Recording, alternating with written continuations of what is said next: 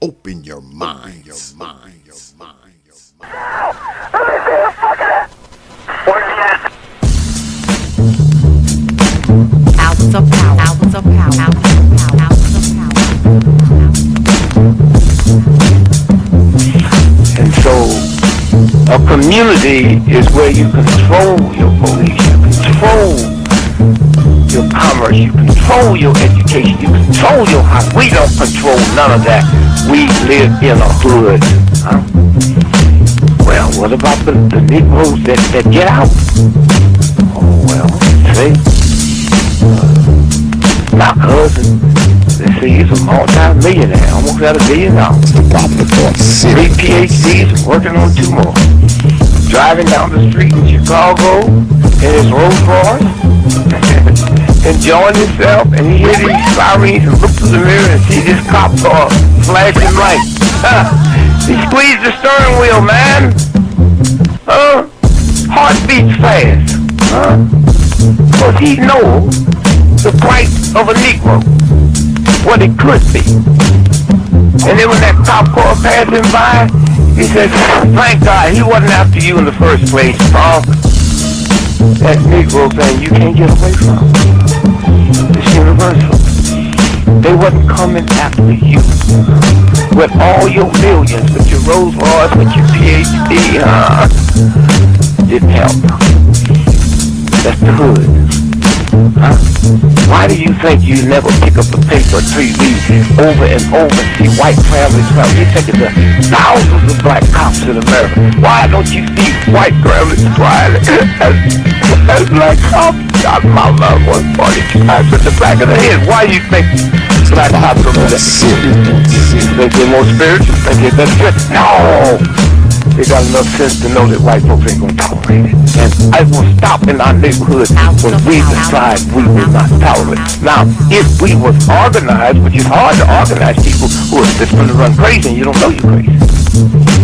But if we were, with the money we have, and the many people who would come to our aid that don't know what it's like to be a Negro, and we said, look, we saying, if we don't get a federal law to deal with police brutality, that anytime a cop or anybody carry a gun, have to have a license just like you used to drive a car.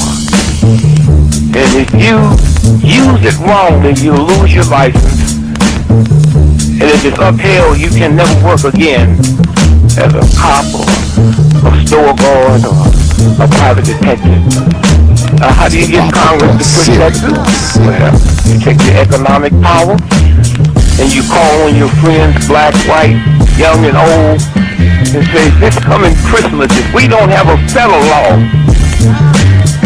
to outlaw police brutality by law, if we call them for a nationwide boycott of Christmas and it start on Thanksgiving. Well, let me tell you what that means.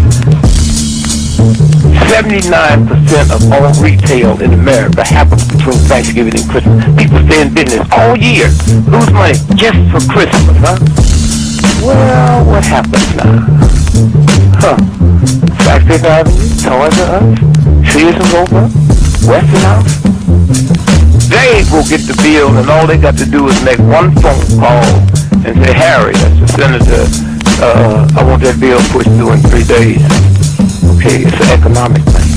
It's that simple. But we have the power, but the system has wiped us out so bad. Hours of power. Hours of power. Hours of power. Happy. San Lincoln 6. Go ahead. Clear suspect down 10-4. 10-4. The officer's code 4. We have one suspect that's been shot. Open your mind. Your mind. Your mind.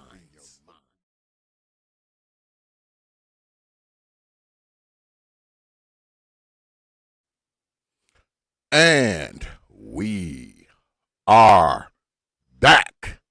Bespoke. Welcome back to another edition of the Proper Thought Series right here on the old T.P.O.T YouTube page. I'm your host, X, of course, but you knew that already. That's why your black asses are here. Tonight, it's the return of J.I. Yeah, that's right. He has returned. And y'all already know what he here to talk about. The old aborting of the financial mission. I'm actually glad Brother J.I. is back. I like having Brother J.I. here, man. You know, I actually like the brother. I'm with him on the principle. I think it's a tough hill to hop, but, man, he's standing on his square, man, and I respect it. But before we get started, you know, I always start the show off with thanking you good folk for your likes, your shares, your views, your subs, and, of course, your hard-earned pennies, nickels, dimes, quarters, and 50-cent pieces, because I realize you don't have to do it, man. You don't have to show up to these goddamn streams. You don't have to sub to this channel. You don't have to like these videos or share them. And you definitely don't have to drop your hard-earned coins on this platform. But you good folk choose to do so, man. Night after night, week after week, you are here when you could be anywhere. And I don't take you good folks lightly, man. I never have and I never will. You got my word on that. I'm humbled. I'm honored. I'm appreciative. And most important, I am thankful for all you good folks. And that goes for the good folks who hang out there and the good folks who hang out up in here. All right? All right. So let's get at it. But y'all know, before we get started, I always start the show off with your favorite segment, a little something we call the old mama of the day. These old mamas.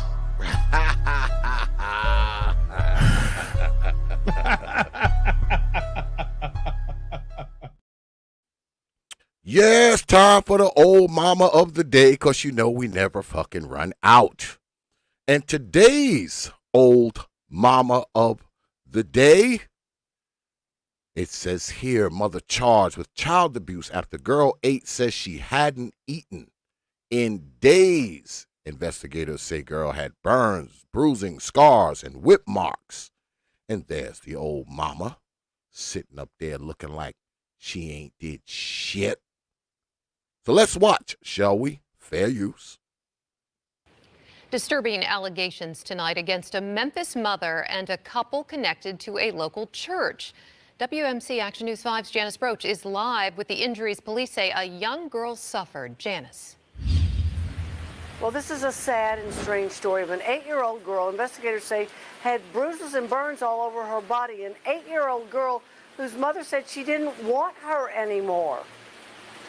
Fall decorations sit in the front of the Cordova home where investigators say they found an 8-year-old girl with severe burns and bruising on both sides of her face, as well as severe bruising and old scars all over her body, including whip marks in the genital area.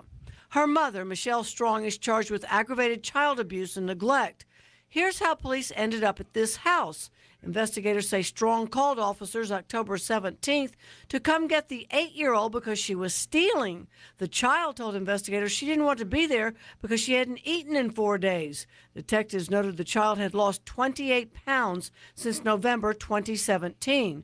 The child said she was repeatedly beaten with a belt and switches by her mother, along with a man and his wife who was a pastor. I knocked on the door, but there was no answer. You can see the letter D on the door, which is the first letter in the last name of the couple we are not naming because they have not been charged. Neighbors told me they did not know the people who live in the house. When we went back to the house a few minutes later, I noticed the D was removed from the door. I called the pastor, who said the couple had no comment. I talked with Youth Village's psychologist, Dr. Angel Gooden, who told me children usually tell the truth about abuse. It has been my experience that children are typically honest when they are discussing abuse. Dr. Gooden says bruises or other injuries on a child can be red flags, as well as a change in behavior. For children, also a change in personality. Sometimes you can see that they may be more withdrawn, more isolated. Now, the Department of Children's Services is investigating the case. Michelle Strong is behind bars on a $100,000 bond. It is not clear if Strong and the 8-year-old girl lived with the pastor and her husband. Live downtown, Janice Broach, WMC Action News 5. Disturbing allegations tonight against a Thank you, Janice, bringing us that story of this old mama. Let's read. It says here, disturbing allegations are coming to light against a Memphis mother and a couple connected to a local church. Investigators say the 8-year-old girl had bruises and burns on her body. Her mother said she didn't want her anymore. Of course she didn't. She didn't want her when she had her. Investigators also said the girl had severe burns and bruising on both sides of her face, as well as severe bruising and old scars all over her body, including whip marks in the genital area. Her mother, Michelle Strong, is charged with aggravated child abuse and neglect. Investigators say Strong called officers on Wednesday, October 17th, to come get the girl because she was stealing. The child told investigators she didn't want to be there because she hadn't eaten in 4 days. Detectives noticed that the child had lost 28 pounds since November 2017. The child was repeatedly beaten with a belt and switches by her mother, along with a man and his wife, who is a pastor. Why am I not surprised that the church is involved? It continues. It is not clear if Strong and the child lived with the pastor and her husband. And here's our old mama here. Not only does she beat the child all over her body, she allows other people to do it too. I mean, what is wrong with these people? She says she didn't want the child. Fine, you don't want the kid. Why not take the kid somewhere? Why not call CPS and say, look, I don't want this kid no more. Here, take her. Instead, starve her, beat her, burn her. That makes more sense in the mind of these old mamas, I guess. Because this stuff is simple, right?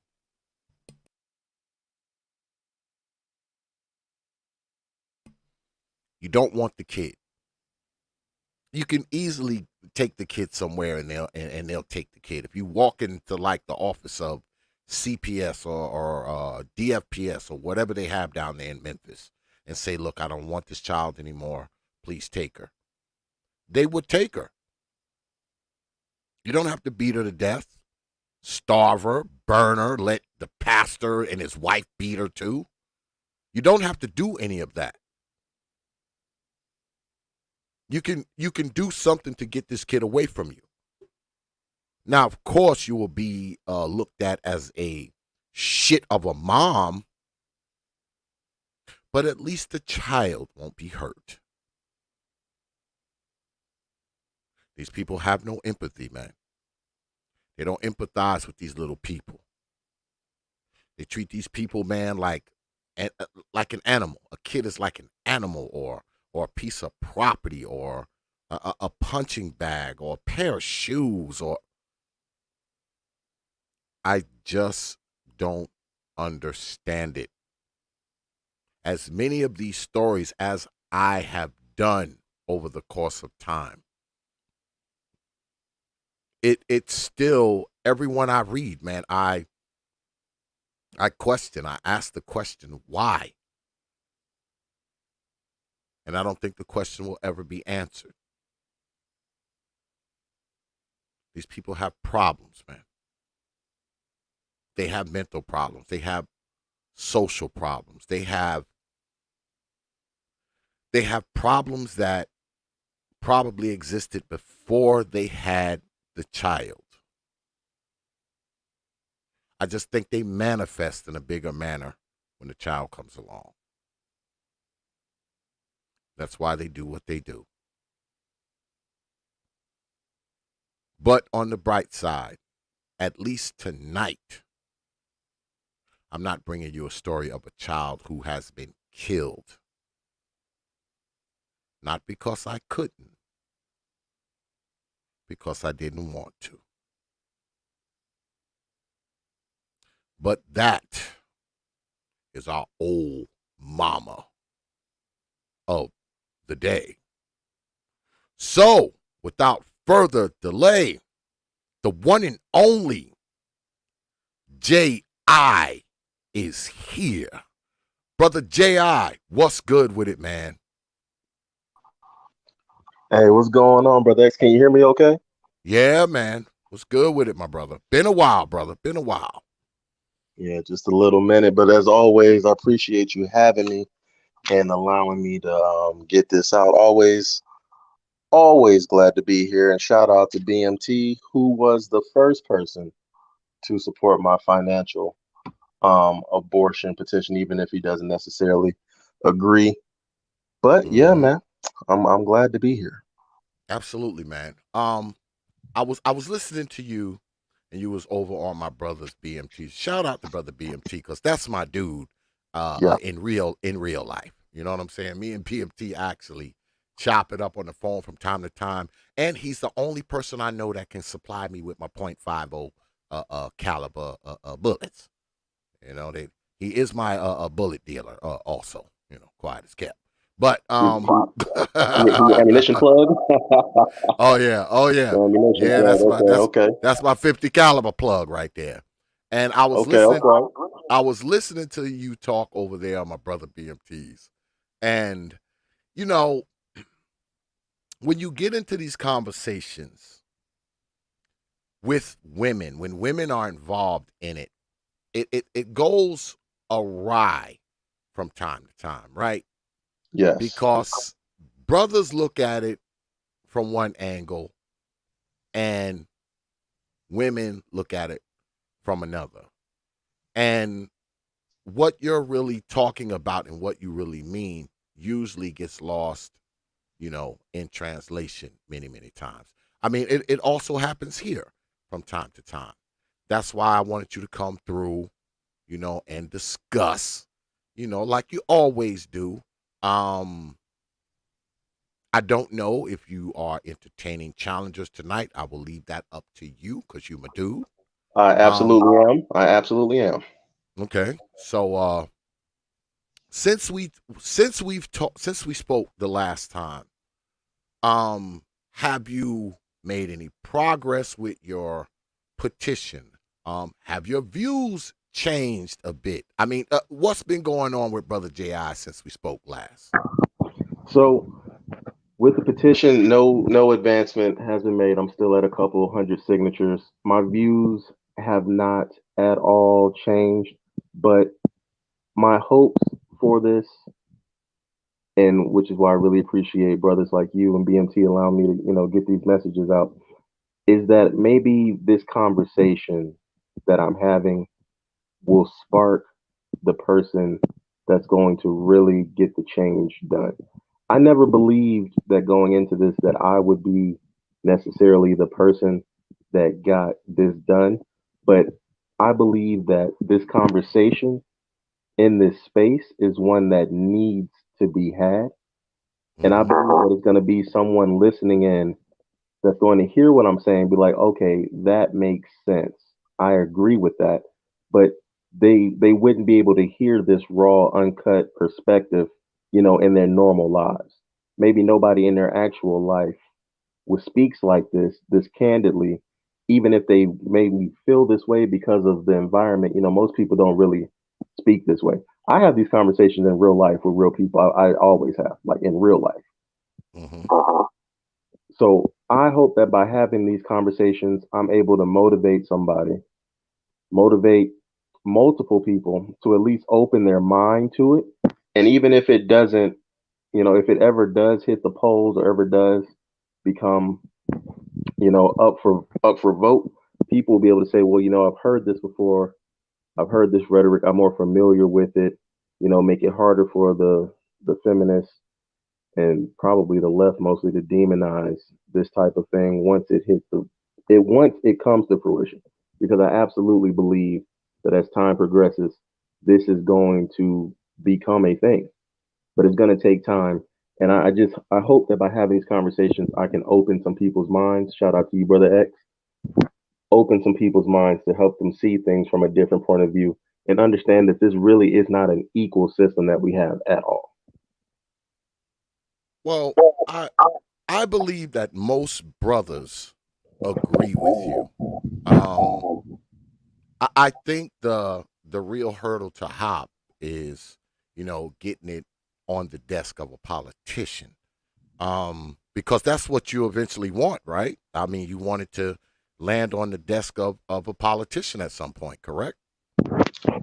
Absolutely. That would be the most ideal. And when I made the petition, I thought that championing it, in this space originally would bring about, more momentum, more steam than it did. But I accepted that a lot of men, even within this space, are not, ready for something like this. But if it did hit the actual politician's desk, I believe that's the ultimate goal, and that's the end game for this. Whether or not it's me that pushes it or gets it there, but it definitely is going to end up there. Hmm. So, how do people receive this when you talk about it in real life? I know we always, we up on YouTube, and some of us think this is real life, but in your everyday life, when you're in your travels and going to work, and the people kind of, mingle with, I mean, how do people receive it in real life? Is it the same? So in real life, it's different because it's an actual conversation that's had. It's not all this. YouTube always devolved into cussing each other out and acting crazy on YouTube. People aren't just speaking like that in real life because those Mm-hmm. they end badly in real life. So in real life, people are receptive to it. They push back. A lot of men push back. They have a knee jerk reaction to it. When I say men should be able to financially, but they're like, what? Women always have a knee jerk reaction to it. But once I talk to them and I explain it, most of them, I say like 9 out of 10 of them will say, okay, what you're saying is true, but I still don't like it. That's where I'm able to talk down people in real life. What you're saying makes sense, but I still don't like it. So I think people know that what I'm saying is right, but they just can't wrap their mind around it. And the way we've been conditioned, most men have been conditioned in this country, is to Mm-hmm. just fall on the sword. You're supposed to man up. You're not supposed to complain. You're supposed to just take what comes to you and just accept it. And that's wrong. But that's what men have been conditioned to do. And it's hard to talk through that conditioning. But I do the best I can. Some people come around and see it my way. And then the people that are ultimately convinced, they just say, you know what, you're right, but that'll never happen.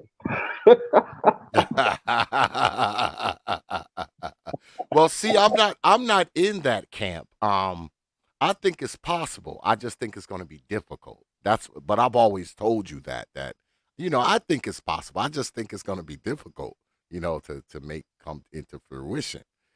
But most things worthwhile are, somewhat difficult, because if it's not somewhat difficult, it's probably not worth a damn anyway. So, there is that. But I always want to ask you this. I never got a chance to ask you this. Let's say your petition lands on some congressman's desk, some senator's desk, some assemblyman's desk, and it gets signed and sent up to whoever it needs to be sent up to, and they put their John Hancock on it, and now it's official. It's a law. Mhm. Would it be retroactive for brothers? Like, for instance, say you got a 3-year-old that you didn't want. Would you be grandfathered in to the to the legislation now that it has passed? Now, ideally, the way I would want it to go is absolutely yes. You would be able to grandfather it in to people who, never wanted to whatever. I would grandfather them in. I honestly would. But beyond financial abortion, because beyond financial abortion, I don't believe in child support. Period. I don't believe Mm, in government interference in the family structure in that way at all. So I would absolutely grandfather people in that didn't want the kid. Absolutely 100%. Hmm. At what That's age? What age? What age would it extend to if I got oh, a oh, 16-year-old out there? Can I now be grandfathered in and not have to pay 100, anything because I want a financial abortion? God damn it. 100%. 100%. And keep in mind that when you do the financial abortion, I mean it's fair. So say in that case, the guy he's raised the kid to 16 or whatever, but he's still on child support or whatever. He says, you know what, I don't want, I never wanted, I want a financial abortion. He would be able to have it. Now, in doing so, he will forfeit all his rights to the kid. But as long as he's okay with that, then absolutely. Hmm. That's going to be a tough Now, sell for people. yeah, but what I think this is I think that would be the main selling point, right?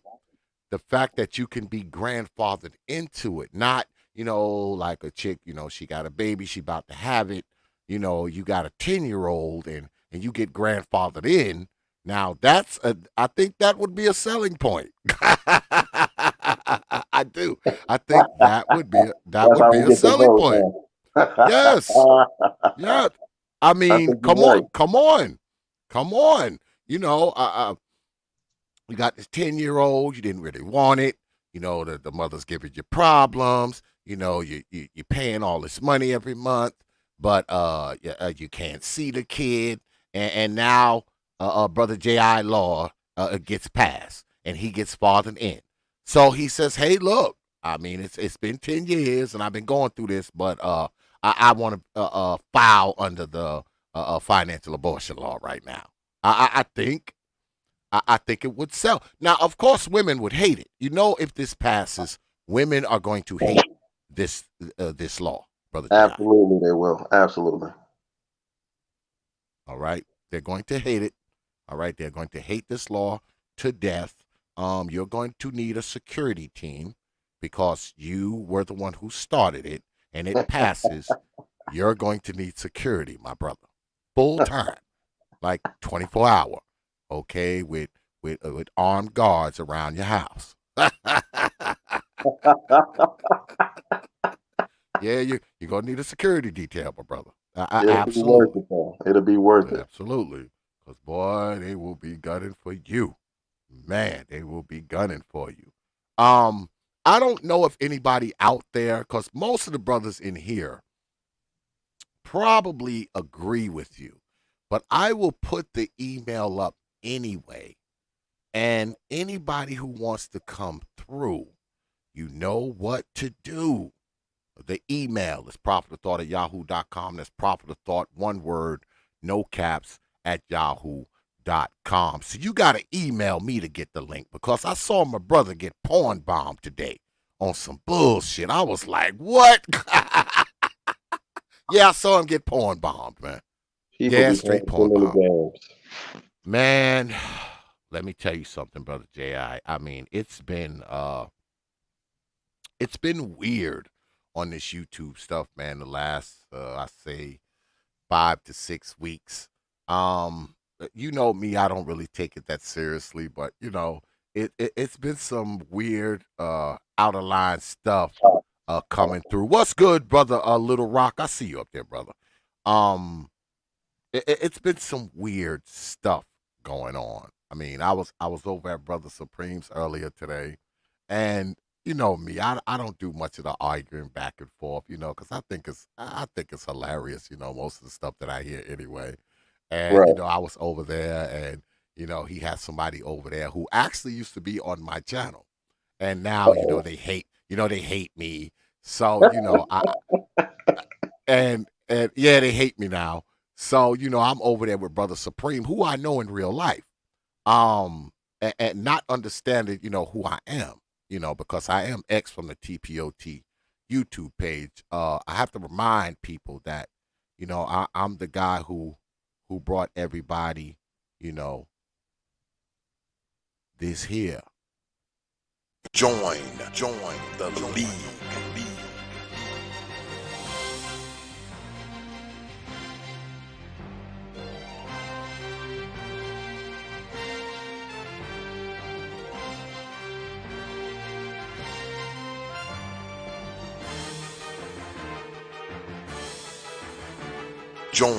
Join the league.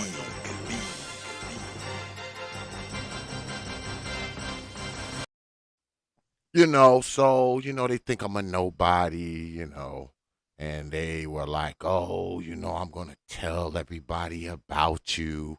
And I'm saying to myself, you don't have to do that. Everybody already knows who I am.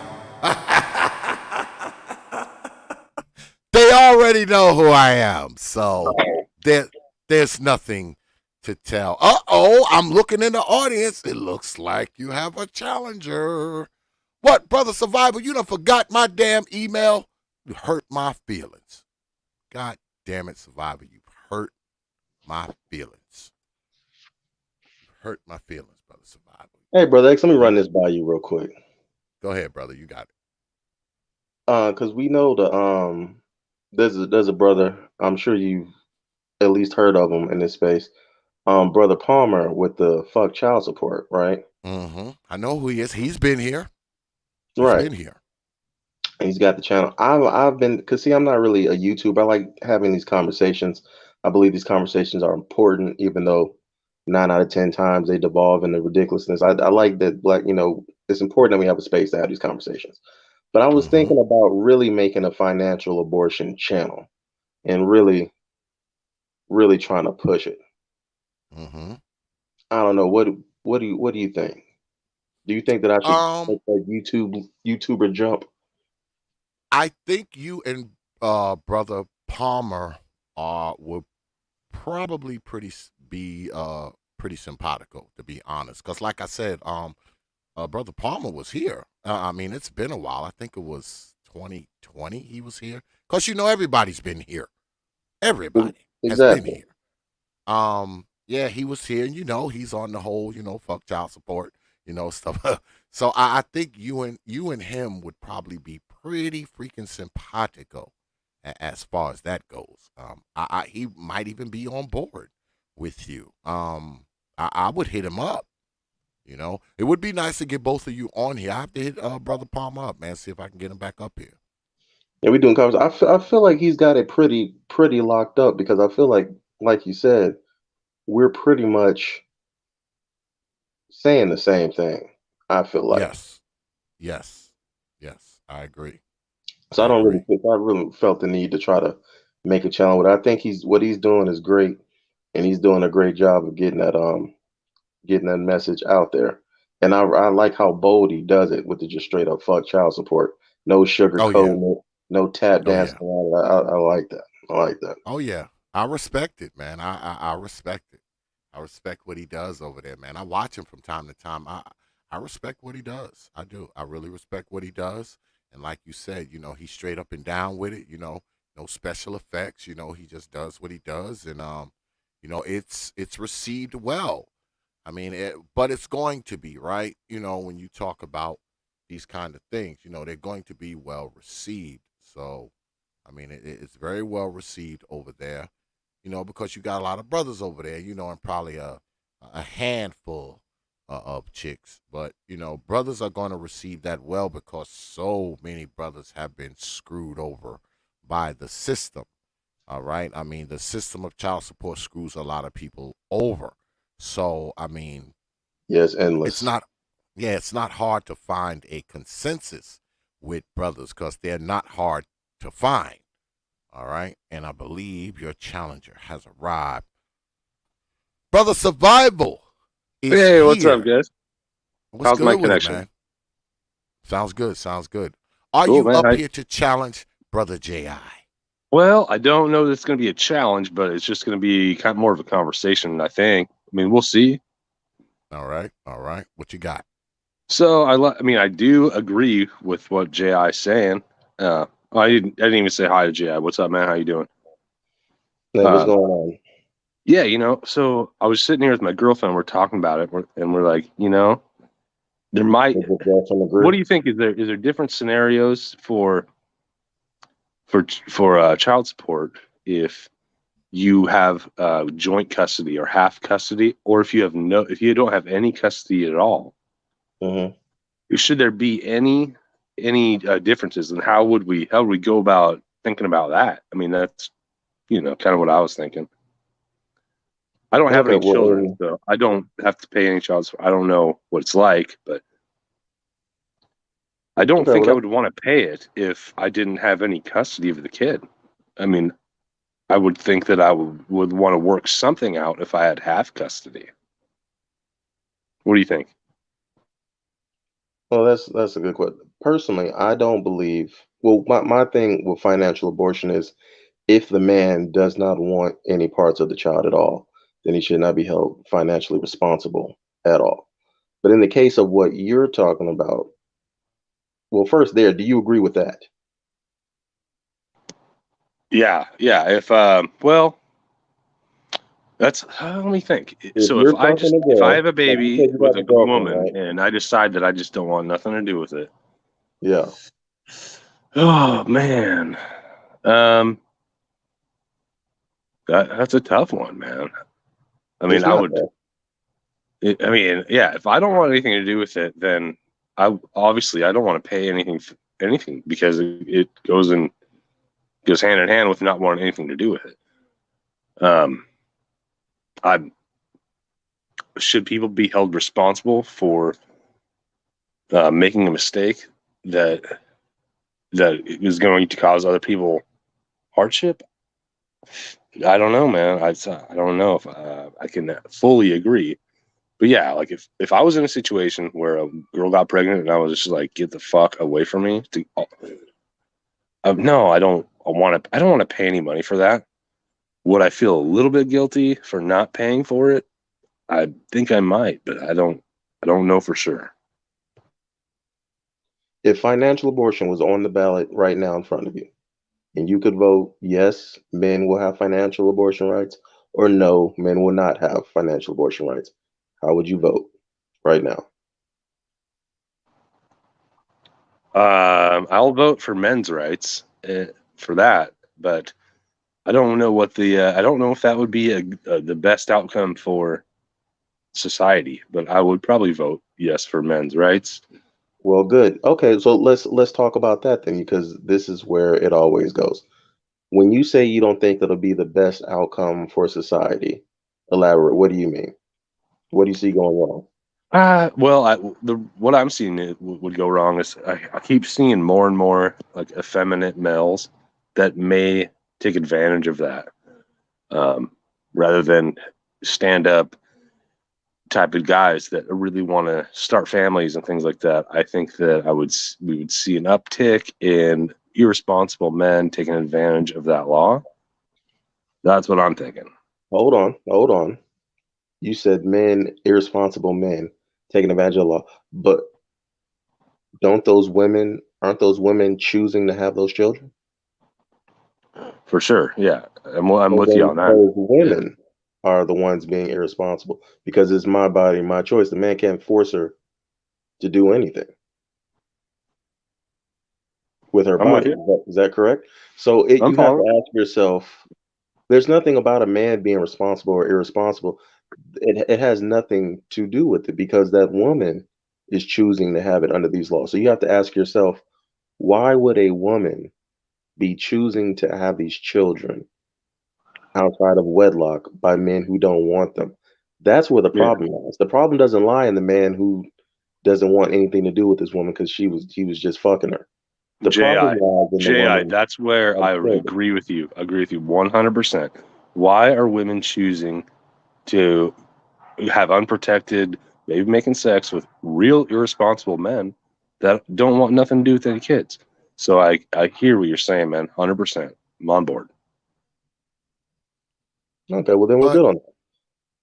Go well, ahead, brother X. how, because Francesca is saying that if you want nothing to do with the baby, you sign your rights away, and then you're not financially responsible. I don't know if that's necessarily true everywhere.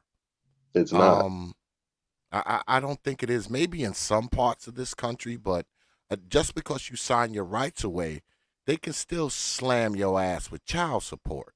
You just won't have any rights to the baby, but they'll still have rights to your damn wallet, if I'm correct. Right. Yeah, if you're not working, the only way to get around it, around many blue states, is if you work under the table. You know, Yeah. they'll garnish your wages if you have child support, even if they don't let you see the kid at all. And let me Yeah. tell y'all how petty child support is, because I'm an accountant and I have to mail people's garnishments to to the respective state collective agencies. I send checks for as little as $11. I sent a check for $11 today. Now you tell me what $11 is doing for anybody. This is not about supporting children. That's not what it's about at all. That's a No. lie that people have been told. It's about keeping the men under the yoke of the oppression of the government and using the guise of the family to instrument the government's strong arm and oppression, because families are not getting better. And nowhere in there do they enforce any type of family time or anything based on the child's welfare. There's no parameters for academic performance for the child. There's no set amount of time the child has to spend with the father. It's clear what this is, and it has nothing to do with the well-being of children. I Absolutely will. I not. will not challenge you on that, Ji. Not at all. I will never challenge you on that. Absolutely not. Because if a woman goes downtown and files for child support, right? I mean, it's most of the time it's not necessarily because she needs some kind of financial help. She's doing it to, number one, take pot shots at your life, and or number two, she's just broke, and she need to dig in your pocket to help take care of this kid. But when you think about it, right? If you want to think about it in real terms, if this person is not capable of taking care of this child, why is it not more of a thing for these women to be giving these children to the fathers who want them? Why is it that men have to fight so hard to get their children if it was about the well-being of the children, especially if the man is in a better financial position than she is? Because if it's really about what's best for the child, how come more men who want their children are not getting them? See, that's where I get mixed up at. And maybe I'm a little biased because, I fought for custody of mine when they were younger. This is like 22 years ago. And I had to go through a lot of shit. And I was making good money, had my own house, had my own car, 401k, the whole nine. All right. I was making 4 and 5 times what she was making, and everything. And I had to jump through so many hoops. Eventually I did get custody. And I don't even think it was because I was a better in a better financial at a better financial status. It was just that she was such a screw up that they just said, "Okay, here, take them. Damn it, Jesus." That's what I believe to this day. So I mean, that's why I'm on board with brother Ji, because I just don't believe that it's about totally about what's best for the kid, which is what it should be. And here's the thing that makes it so terrible. You were lucky in the sense that you had the resources and everything to be able to fight that battle, however long it took, and to be able to financially sustain, you know, that journey. Most men that are just average men or whatever, making average earning men, they don't have the resources to fight the woman in court, on top of having to live their lives, because not only is it a financial drain, but it's spiritually and emotionally draining and scarring these Yes. men while they're trying to war for their children. And then people will turn around and have the nerve to call men deadbeats and losers when they spend all their money and go broke trying to get their kids, fail, and then not have anything to give their kids because they financially ruin themselves just trying to get access to them. And it's a terrible rock and a hard place for men to be able to be in. And shout out to Mr. Palmer always saying keep your veins cold. Most people aren't cold hearted. like as I am, or as Mr. Palmer is, or whatever, and just say fuck you and them kids. Most men are going to try to fight that battle, even though they're literally stabbing themselves every step of the way. And then once they finally get to the other end, they might get like a 60-40 custody split, maybe, and still be paying child support on top of it. Mm-hmm. It's just a losing battle all the way around. Mm-hmm. Oh, let me ask a question to both of you guys. Do you guys think that the courts see things across the board in one way, whether it's women or men, or do you think they see thinking color and community? Because I know that I saw a comment in there that somebody, I think it was Laughing Dog, he said it's pretty much just granted that the women are going to get the kids. Um, I I think that's the same. I don't think there's a white community, but if you're going to be a white guy and your wife divorces you and takes the kids, you're going to have a fight for it too. But do you guys think it's different across the board? Is it easier anyway for any different guy to fight for his Across, kids? across Yeah. racial groups, And I you think mean? also a statement like to Ji like and obviously Xavier. I mean, you really got to want those kids, right? Like if you're jumping through all those hoops, then you really got to want them, and it shouldn't be that hard. No, it shouldn't. Me, I was a much younger guy. Um, and a lot was going on, and when I split with her, I had been around my kids, man, for like 10 years, 11 years. So, I wasn't trying to just be away from them. And the crazy thing is, normally this is what happens. I know this is what happened to me. Um, Not to get too anecdotal on y'all, but y'all get to hear me recant the tales of X.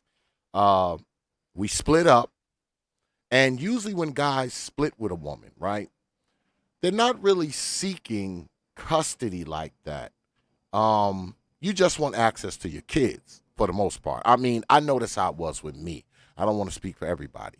I wasn't gonna like sue for custody in the beginning, because when you talk with women, and you kind of lay it out when y'all, in love, and you're in those first honeymoon years, you have that discussion. I know we did. And, it was always, if something was ever happen, I would never keep your children away from you, et cetera, et cetera.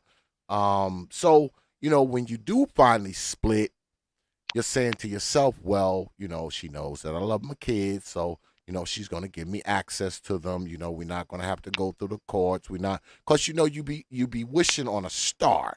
You're wishing on a star, and you're hoping that she has enough respect for you and the children to not make it difficult for you to be around children that you've been around all their lives, right? But it never really turns out like that, because what happens is you guys actually get along fine in the beginning when the split up first happens, because in a sense, she's kind of thinking, y'all are just broken up temporarily. You still coming around, and you don't make it easy because you coming in, you're still hitting it. You don't help matters, as a man, because you're doing what you think you got to do to get access to your kids. Even if you got to come there, even though you're living somewhere else, you come there, you spend the night, you knock it down, and you're doing that shit, and it's still like a quote unquote family, but you don't live there. Now, as long as she's thinking that, it goes well. You get the kids whenever you want. You come there, take the kids, and be gone all day. And when you come back, especially if you done came there early in the morning and smashed her into a coma, when you come back later on that night, she's still, walking around in her robe, recovering. And she's like, oh my God, y'all was gone so long. Jeez, I didn't think y'all was coming back. So, long as that's going on, those first few months or whatever it is, especially if the breakup is somewhat amicable, right? Now, if it's a rocky breakup, it's different. But if the breakup is somewhat amicable, that first few months or so, you're fine. It really starts to change when you start seeing other women. Once she gets a wind of you seeing other women, that's when that smooth pond turns into a freaking tsunami, right? It gets really, really rocky, and now she's using the kids as a tool to hurt you because she can't hurt you anymore, obviously. You're doing other things. You live somewhere else. You got other women in your life, and she's got wind of it. So now the kids become a tool to get back at you for whatever reason, for leaving, for what she thinks you've done, or whatever betrayal, because, as black folks, we don't believe in justice. We believe in vengeance.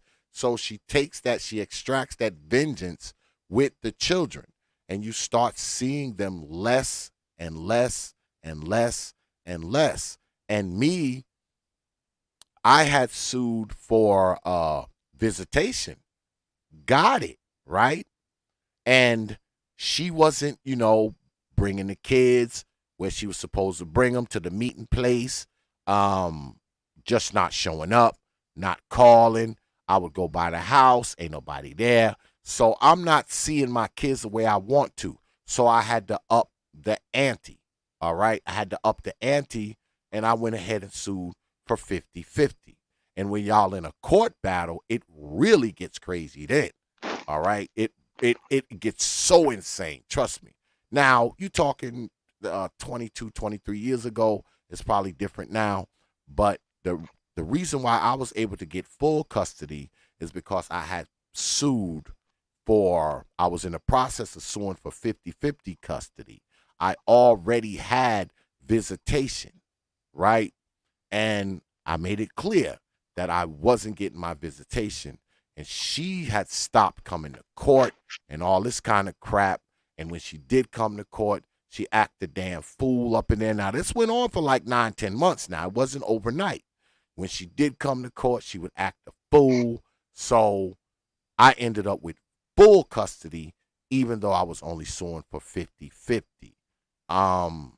That's why I tell brothers, not to win, dude. Congratulations. Yeah, I mean, yeah, I ended up, because I was only suing for 50-50. I wasn't even suing for full custody. I just wanted access to my kids, maybe have them come to the crib in the summertime, spring break, see them a couple weekends. Because I wasn't hell bent on taking the kids away.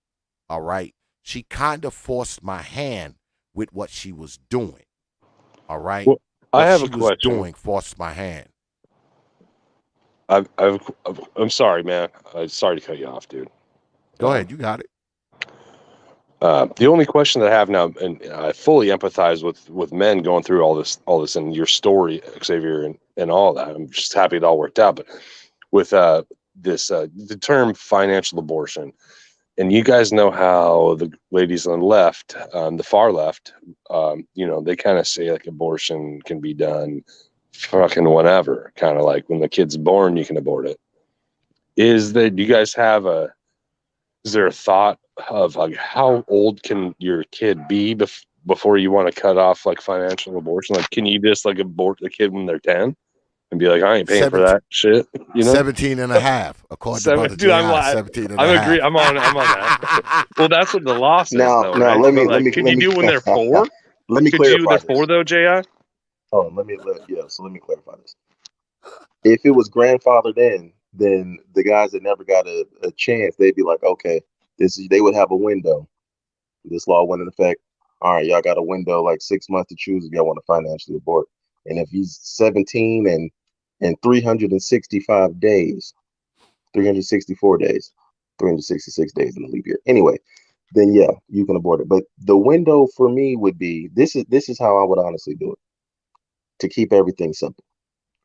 The woman has a child or whatever.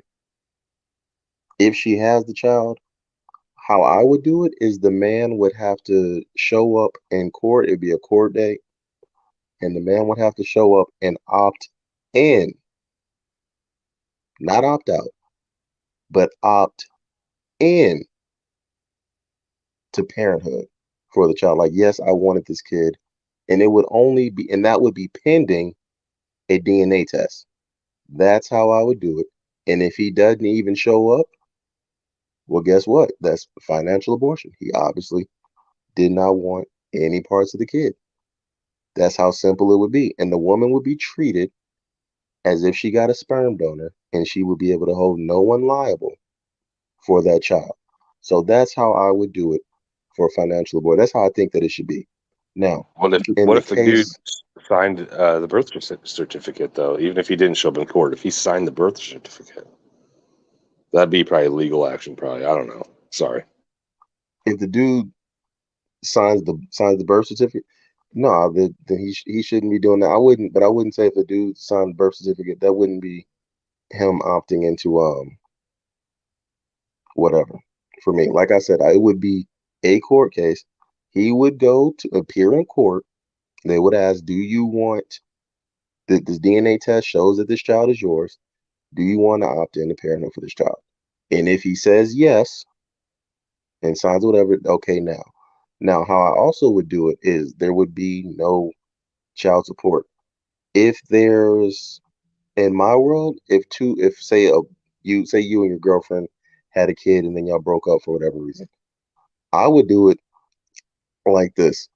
1 year you get the kid, the next year the other parent gets the kid. And y'all would go vice versa, just like that. Dude, And I've then known all on and that does paper work though too. It proceedings. does. I've known people that does work. You know, people have like those kid will spend the whole summer somewhere, and the Not even the school whole year is summer. somewhere else. You would get a full calendar year, 12 months, and then she would get a full calendar year, 12 months. We would do it by school years because kids, have school. And that's how it would go. It would go from summer end to summer end. And But if don't you decide to opt out of a year and give your year up, you can. But that's how I would do it. do you have kids, Jay? No. Neither do I. But I do know that it does take a toll on a kid to change schools every year. So if you had to change schools every year, that would probably not be that good for children, I would think. So there'd Well, probably have if to the be parents something there. live together, not together, if the parents live in the same area, like the same school district, then they wouldn't have to change schools. If they don't, then that's where it comes in. The parent that whoever's year it is for the parent to be or whatever, they can opt out and say, "Hey, I'm gonna let you keep them, whatever." But by law, it would you would have to defer. It would go 1 year to one parent, 1 year to the other parent. And if I every follow. parent I follow. Okay. Yeah, if every parent can't, if the parents can't come to an agreement and every year the kid got to change schools, hey, that's what it is. Hmm. But I mean, even So, then, though, it's like you're kind of putting government in charge of choosing what year people are going to get the kid and where they're going to go and all that. I don't know, but yeah, do That's I the you guess it only role depends that on how government much you has to want the play kid. because otherwise, people see government shouldn't facilitate family, but that's the only role that I would give government to play because I mean, otherwise, people would just be kidnapping the kids all the time, and it'd just be a game of kid kidnapping. do you think it would create more poverty though, brother J.I.? Do you think poverty would increase? Because we know the biggest cohort of people in poverty are who? Women with children. So poverty would increase if this, Poverty would if this decrease. manifests, right? How Poverty you would figure? decrease because I'm of the opinion that the reason these women are reticent to have these children that are unwanted, unplanned, unthought out, and with people whom they're not married to, not even in relationships with, let alone married to, right? Is because they understand that there's a system that will financially reward them for this bad behavior. If you remove the reward, and if these women understand that, hey, this dude doesn't even have to be around. I can't get any child support. I can't get the satisfaction of holding this over his head. I can't get anything. And the government's not going to help me out either. Then that will curb the behavior. They will stop doing it. So Hmm. it would decrease poverty, in my opinion. I definitely see your line of logic there. That's a definite line of logic that you can follow. I don't know that Well, it will stop human behavior though. yeah, because you're asking people who are already irresponsible to now become responsible. And I don't know if that's necessarily true. I believe that people who are irresponsible have a tendency to become more irresponsible, you know, overwhelmingly. I mean, of course, you would have some people who would be like, you know what, I can't, do this because, he might want a financial abortion. But I don't know if the overwhelming majority would start to become, go from irresponsible to responsible.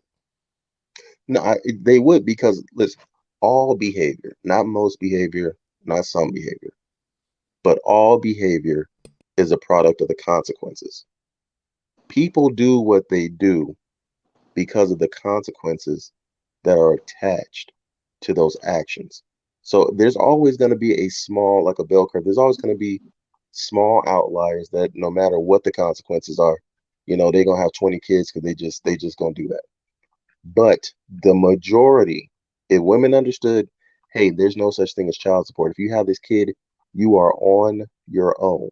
Women will stop and say, hey, am I with this man in a serious committed relationship? Are we married? What what reassurance do I have that this man isn't going to leave me with these kids, because I have no recourse if he just decides to up and leave? And here was the issue back in the day, all right? And this is where the pendulum, I call it the pendulum of disaster, but this is where the pendulum missed its mark, because it was before, back in the day, if a man up and left his family, right, the woman and children would just suffer because women had no ability to provide for themselves. A woman's life was attached to a man, and they needed a man for survival. We don't live in that day and age anymore. Women can live and provide for themselves. We can debate whether or not, it's it's it's it's at a good level or not, or what they Jay, sacrifice by doing that. Hold on, or what they sacrifice by doing that, but that we miss the pendulum. The pendulum now should be no more. Women can work now and make their own decisions. They don't have to have children if they don't want to, and we should remove the incentive for them to do so. All right, go ahead, Sabah. all right. So, I'm following you, man, and I'm just wondering if this is something that would be voted on, passed through, how is that can reduce, how will it reduce poverty? Because let's just say, like, maybe it might take generations for people to learn, because you know how it takes people a while to like learn from their mistakes or something. But in the meantime, I don't. If we did cut off government assistance for people that are irresponsible, they're still continuing to do it, how would that decrease poverty? And I don't know. This is I mean, I how. would. That's a great question. This is how it will reduce poverty. Life, historically, since the beginning of time, you're supposed to depend on family. First your immediate family, then your extended family. But family, when you fall on hard times, you're supposed to look to your family. Charity starts at home. Once you remove the government interference with the family structure, now we live in a time where women are not dependent on men. They can still make their own free decisions. But once you remove the government structure, personal relationships will repair themselves like they always have. When you don't have outside forces messing up relationship dynamics between men and women, it works itself out. Women will understand that they need to be married or in a family unit.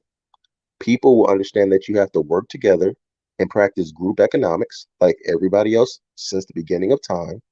And it will reduce poverty because people will return to a family structure where they lean on one another to help each other out, and they make better decisions because they're beholden to a family unit. What we have now is chaos. Is literally you do whatever you want to do. You don't have to listen to anybody because there's no consequence. The government is going to fix your bad decisions.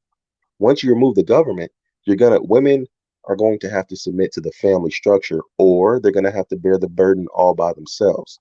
And we already know women are more social creatures than men. So they're going to yield to the family unit, which is going to in turn hold them accountable and responsible for their decision making, and also provide a safety net of sorts for them if they need additional help.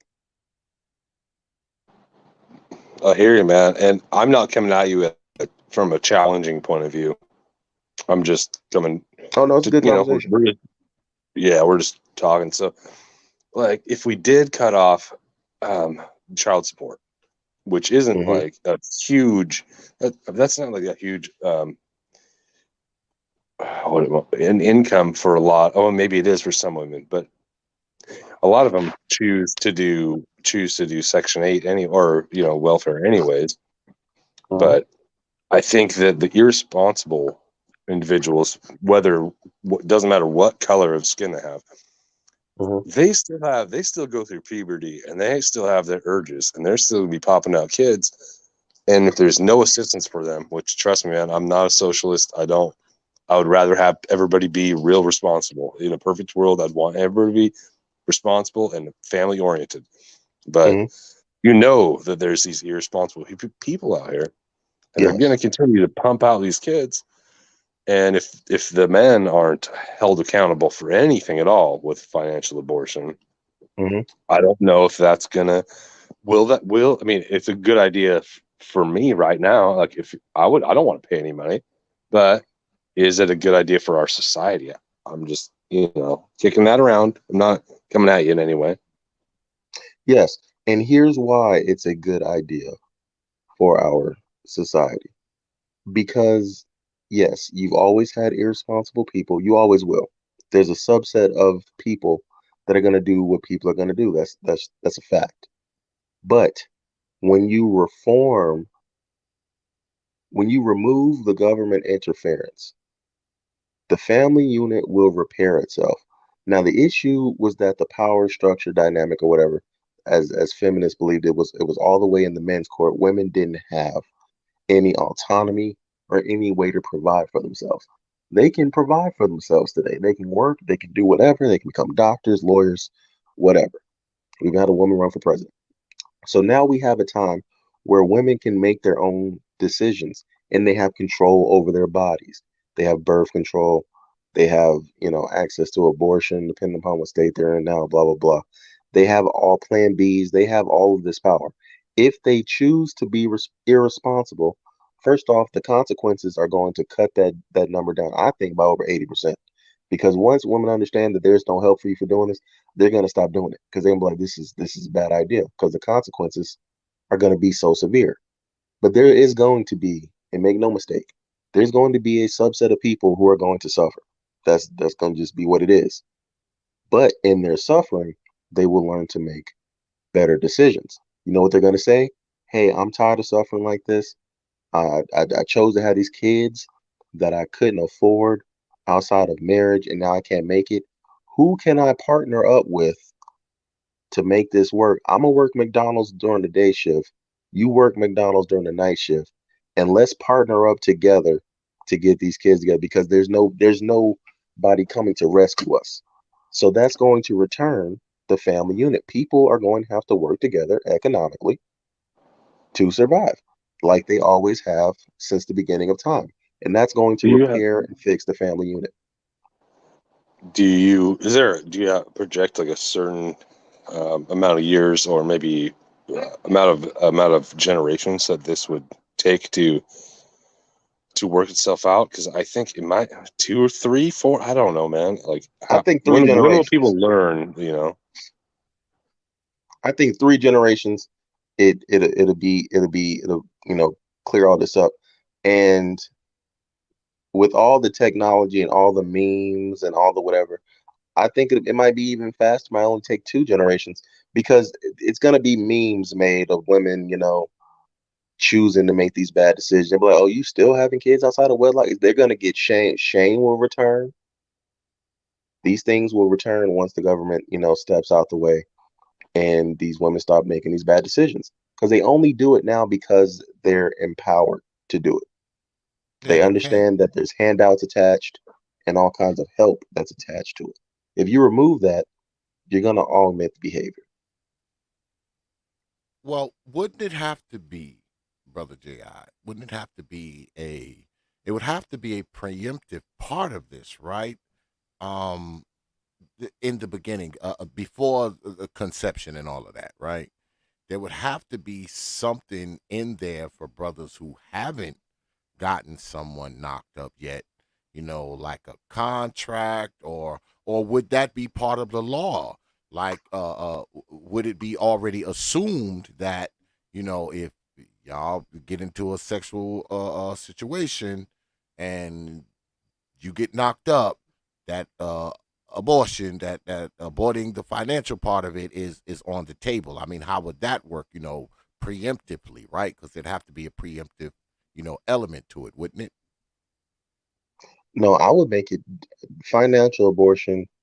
I would make it as the default, and men would have Mm, to opt in okay.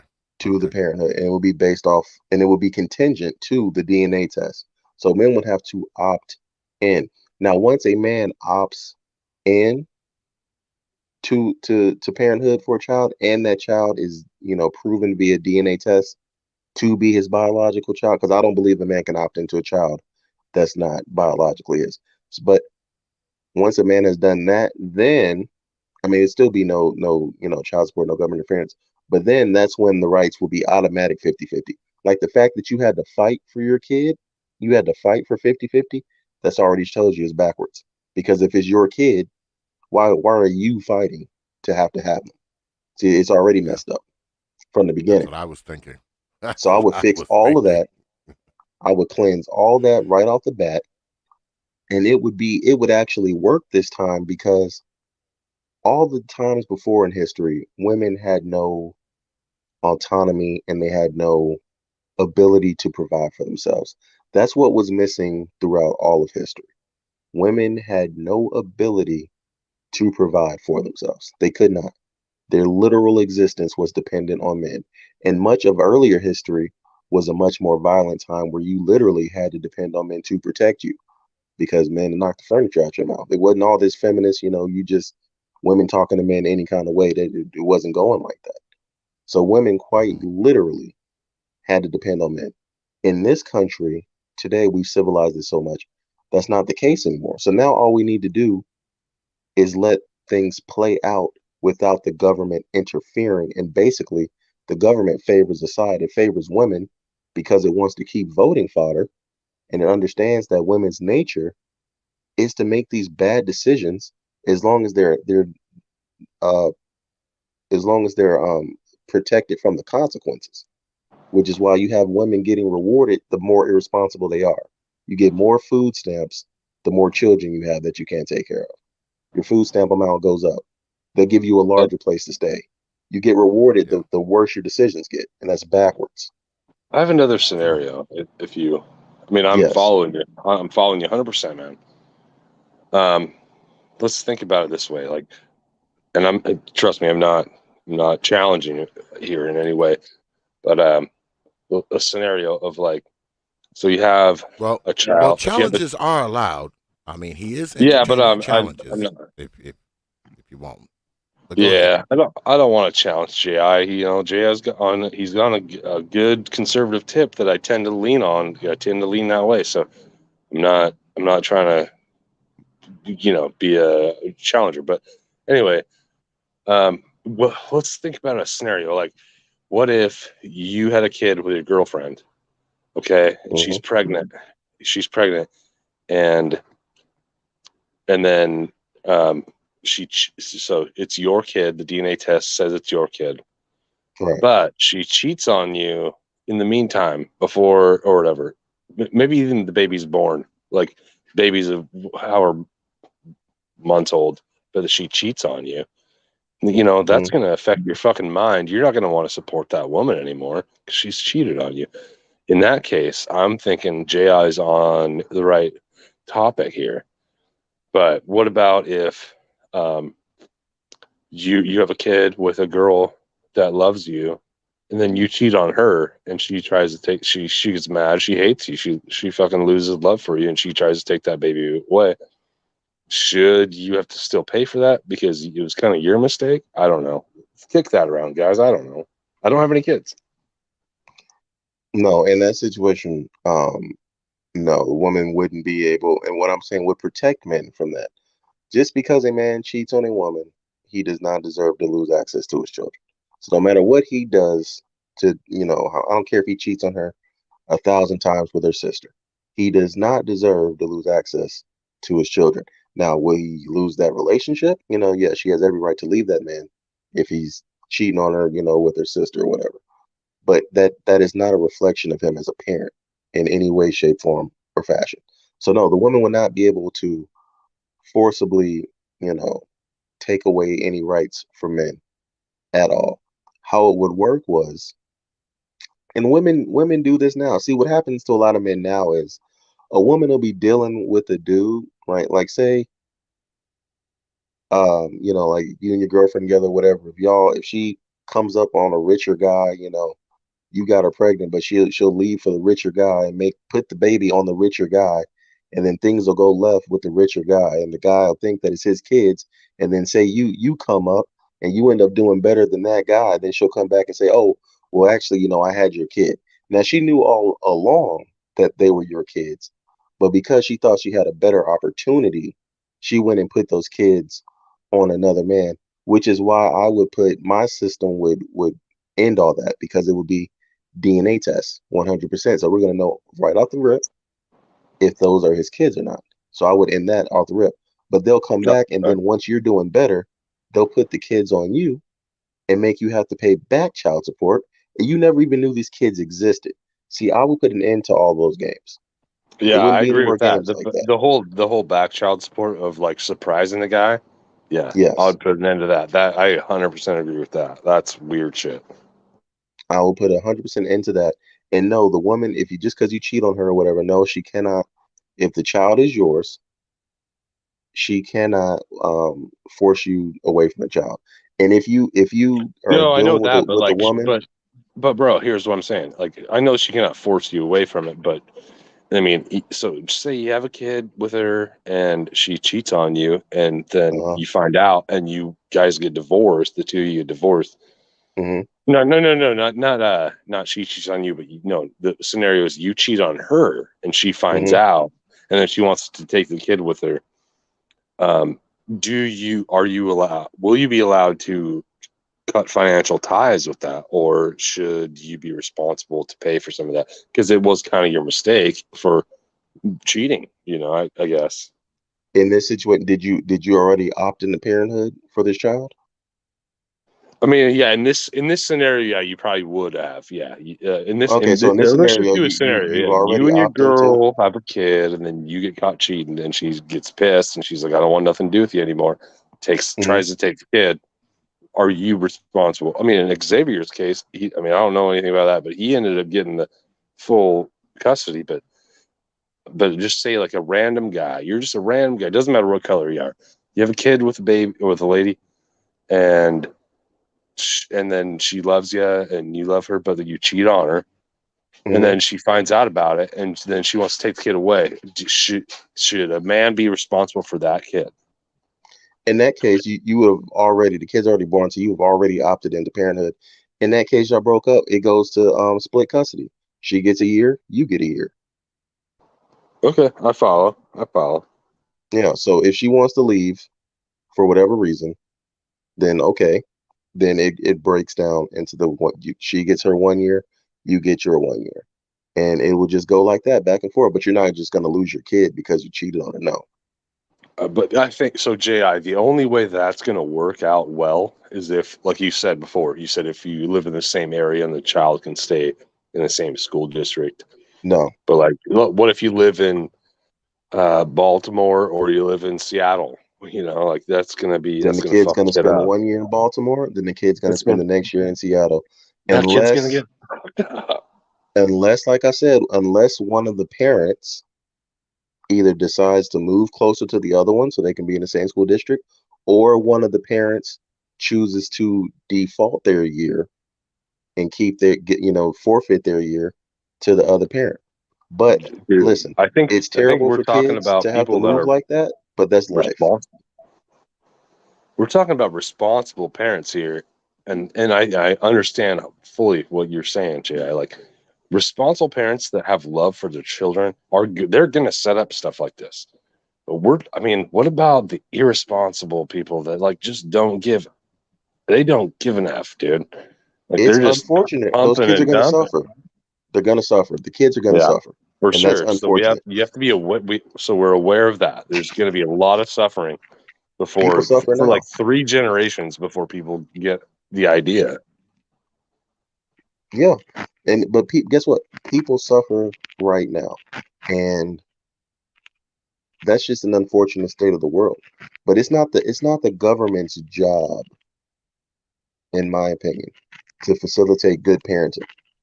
It's to prevent No, abuse.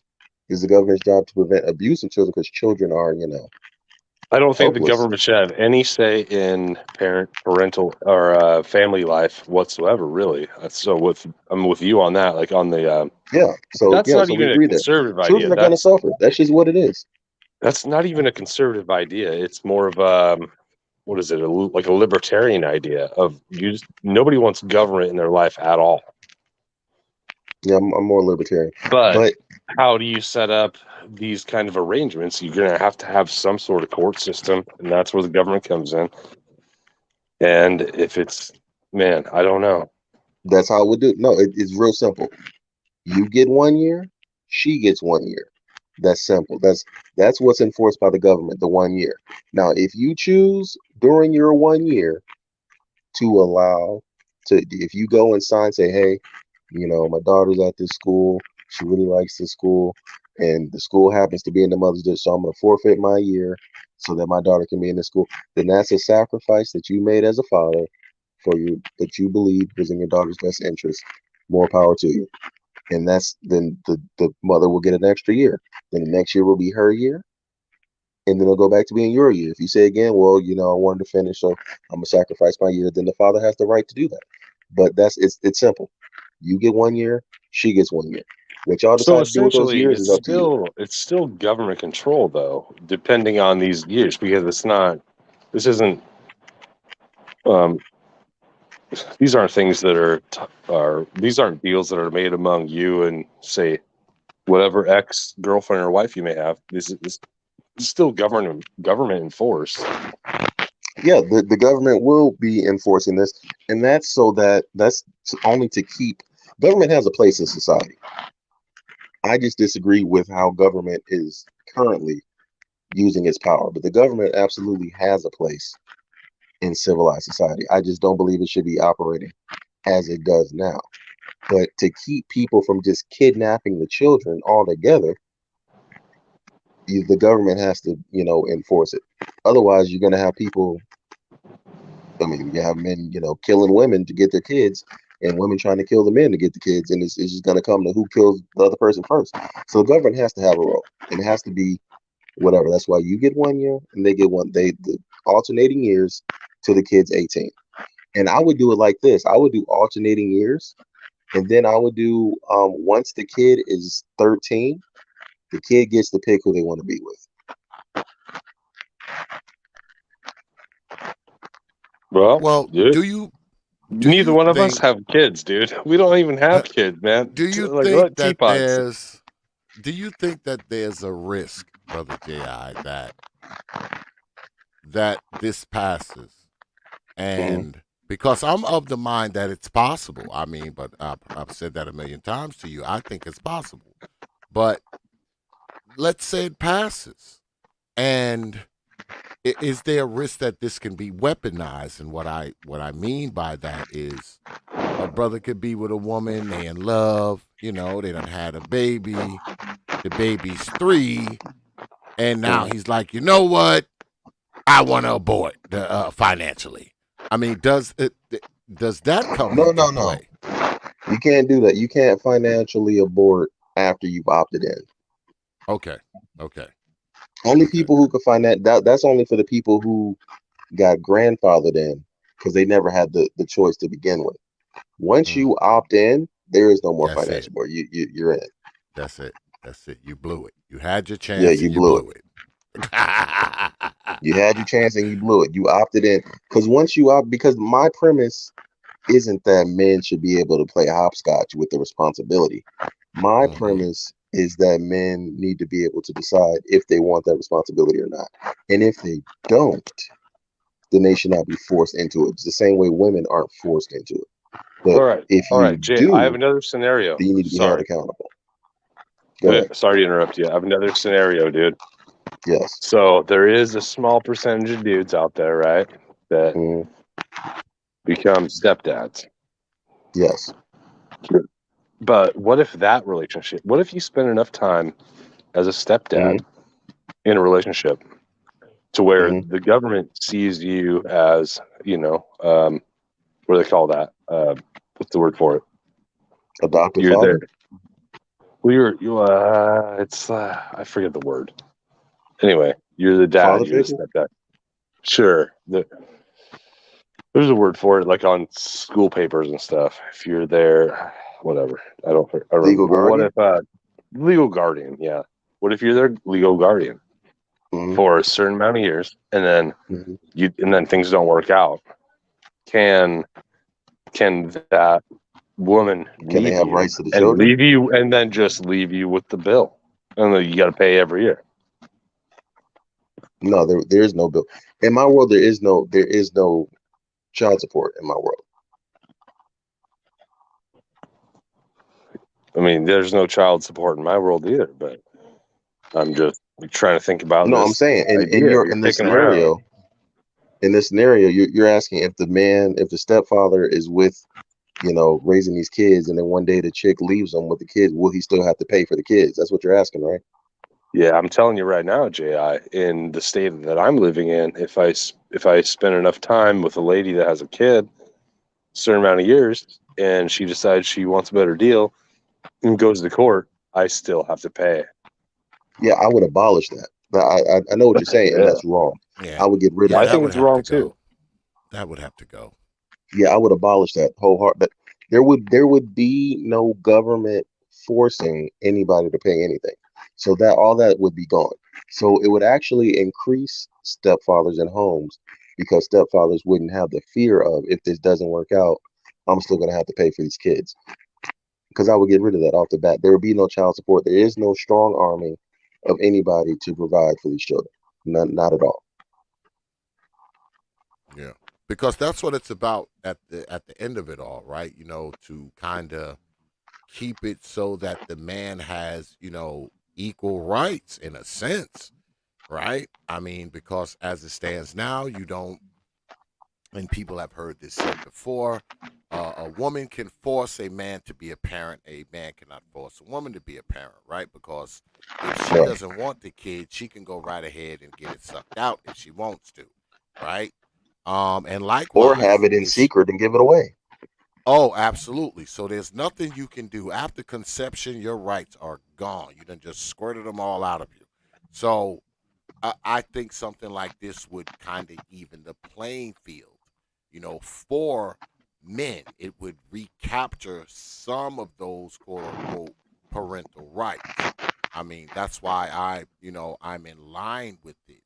Um, but again, I think that if this comes to fruition, okay, with all the things that Brother J.I. is saying, I think it would take a while before it kind of kicks in, and people start doing right, and we get because there would be some suffering for like 50 years. There would be a 50-year period of suffrage, I believe, before it finally, kind of catches on and people start, living according to this particular law, right?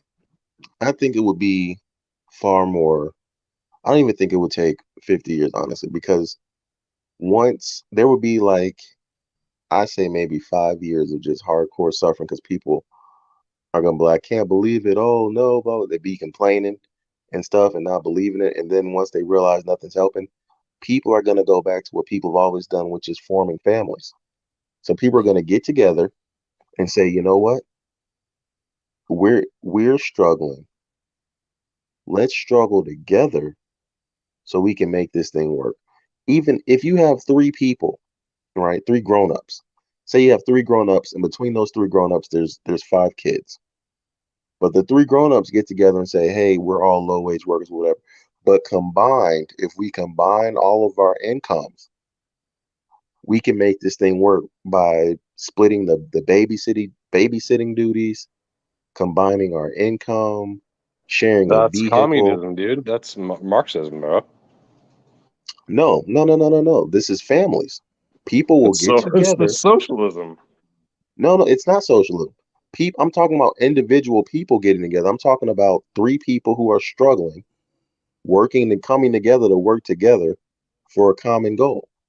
The reason so many people struggle and suffer now is because a lot of people don't practice group economics. They're not working together. America has this very individualistic culture, which is why a lot of immigrants come over and they start with less and they end up being able to outdo a lot of people who are here because they're not trying to do it alone. There's so much advantage in working together, even outside of the monetary advantage of it. Having that community from a social aspect does wonders for your mental health. Having people you can rely on, having people who are working together.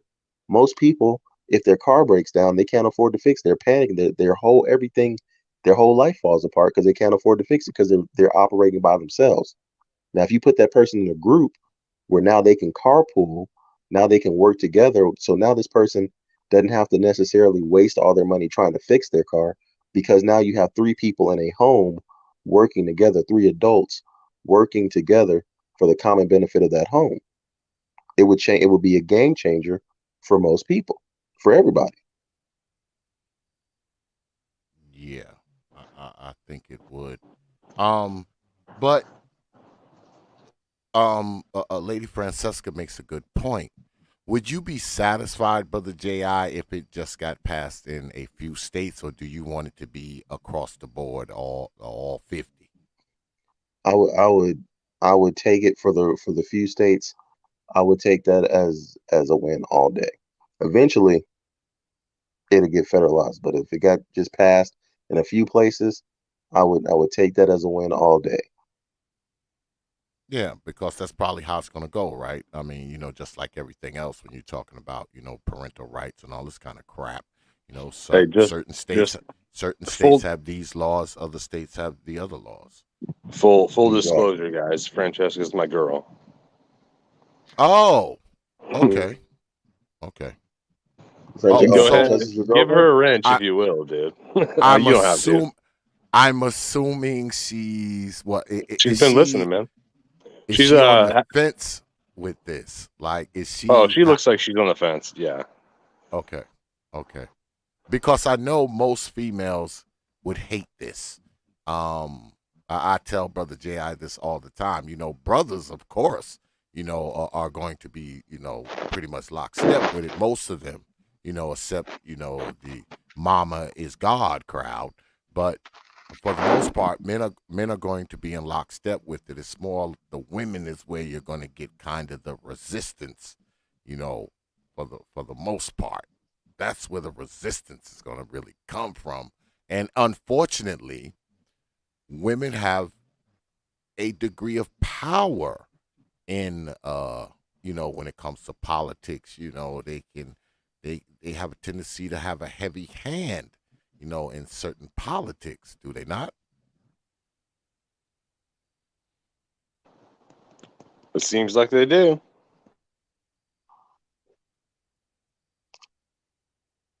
So I mean, I think that's where a lot of the resistance would come from. Especially when you're talking about on the left. I think this would be a better sell, on the more conservative side of things. On the left, the more liberal side, I don't know. Yeah, that beats an uphill fight like all be get out.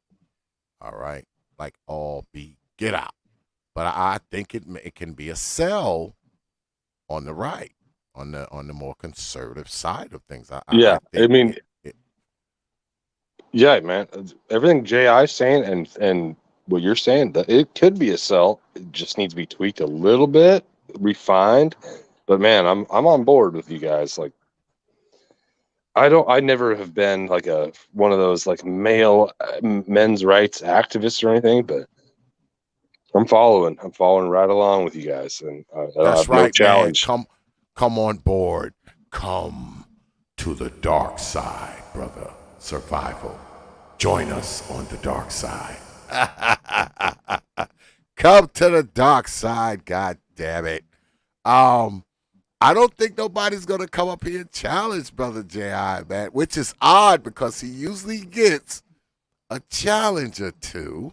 I don't think nobody wants to challenge him. I mean, it's out there if you want to.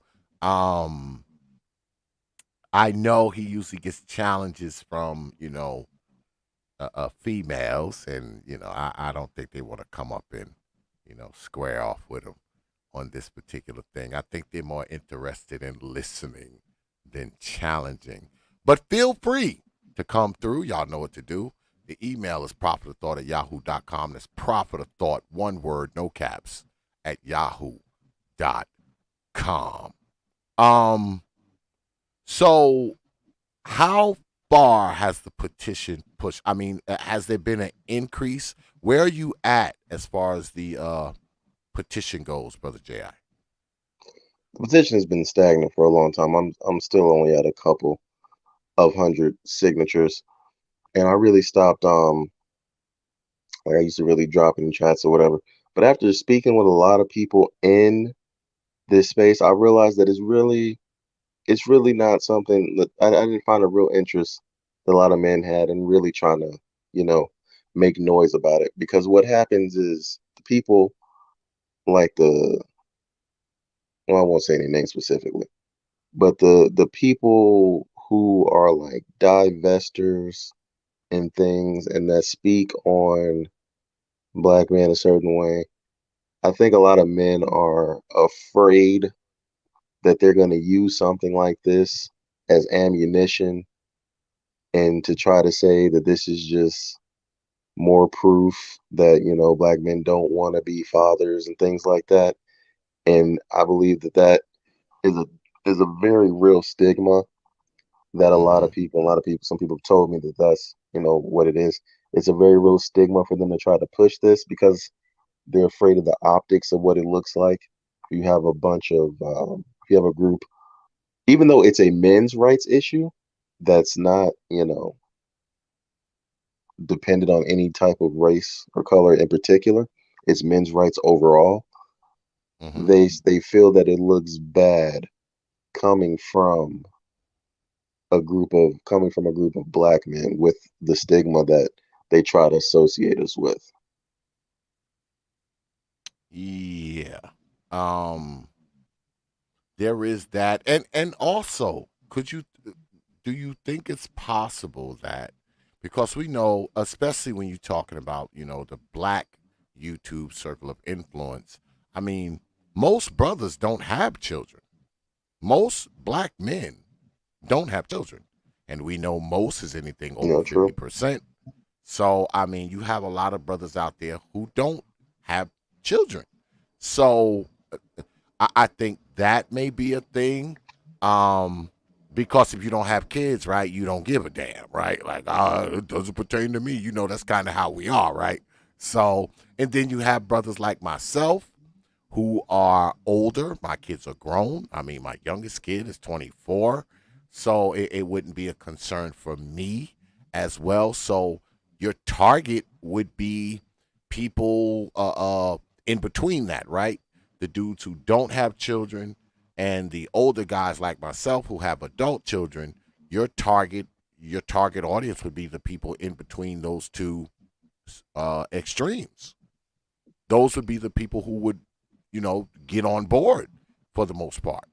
I would think, the guys who have children, Them, especially guys who going through shit with their a baby mama.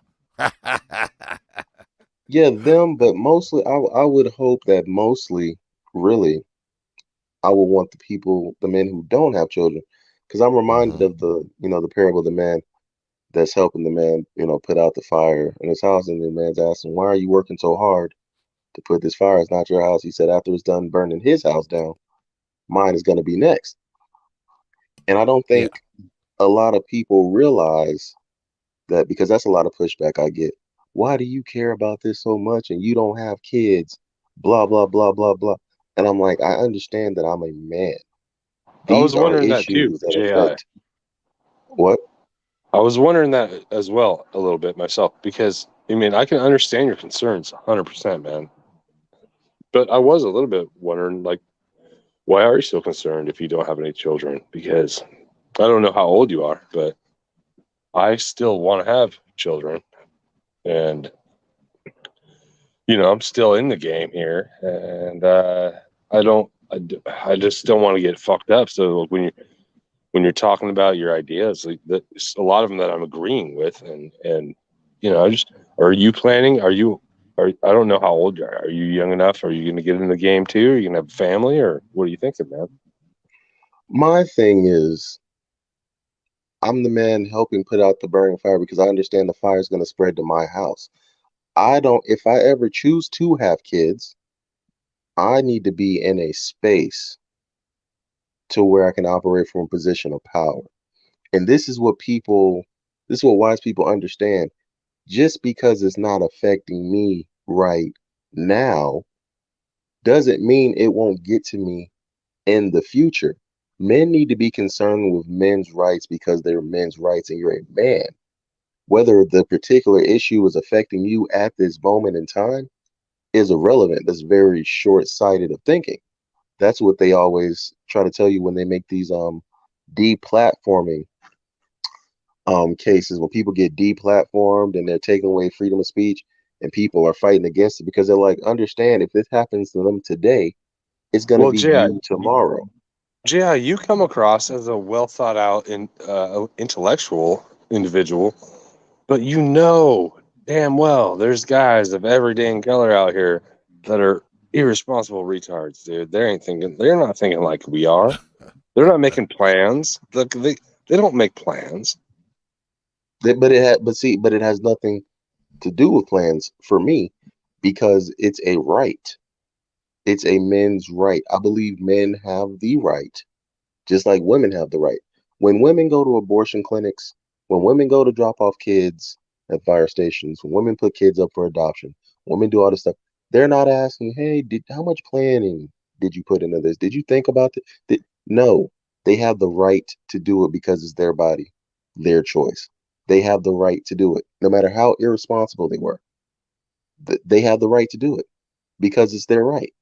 Men need to start thinking of our rights in the exact same way. We need to fight for our rights because they're men's rights. We deserve, I don't care who's going to misuse them. Just like the freedom of speech. I don't care who yells fire. I don't care how many people yell fire in a theater. I'm not going to use it as an argument to strip freedom of speech away from people. No. Ji, so I will challenge you at this point. This is the only challenge I'm going to give you, and it's not an unfriendly one.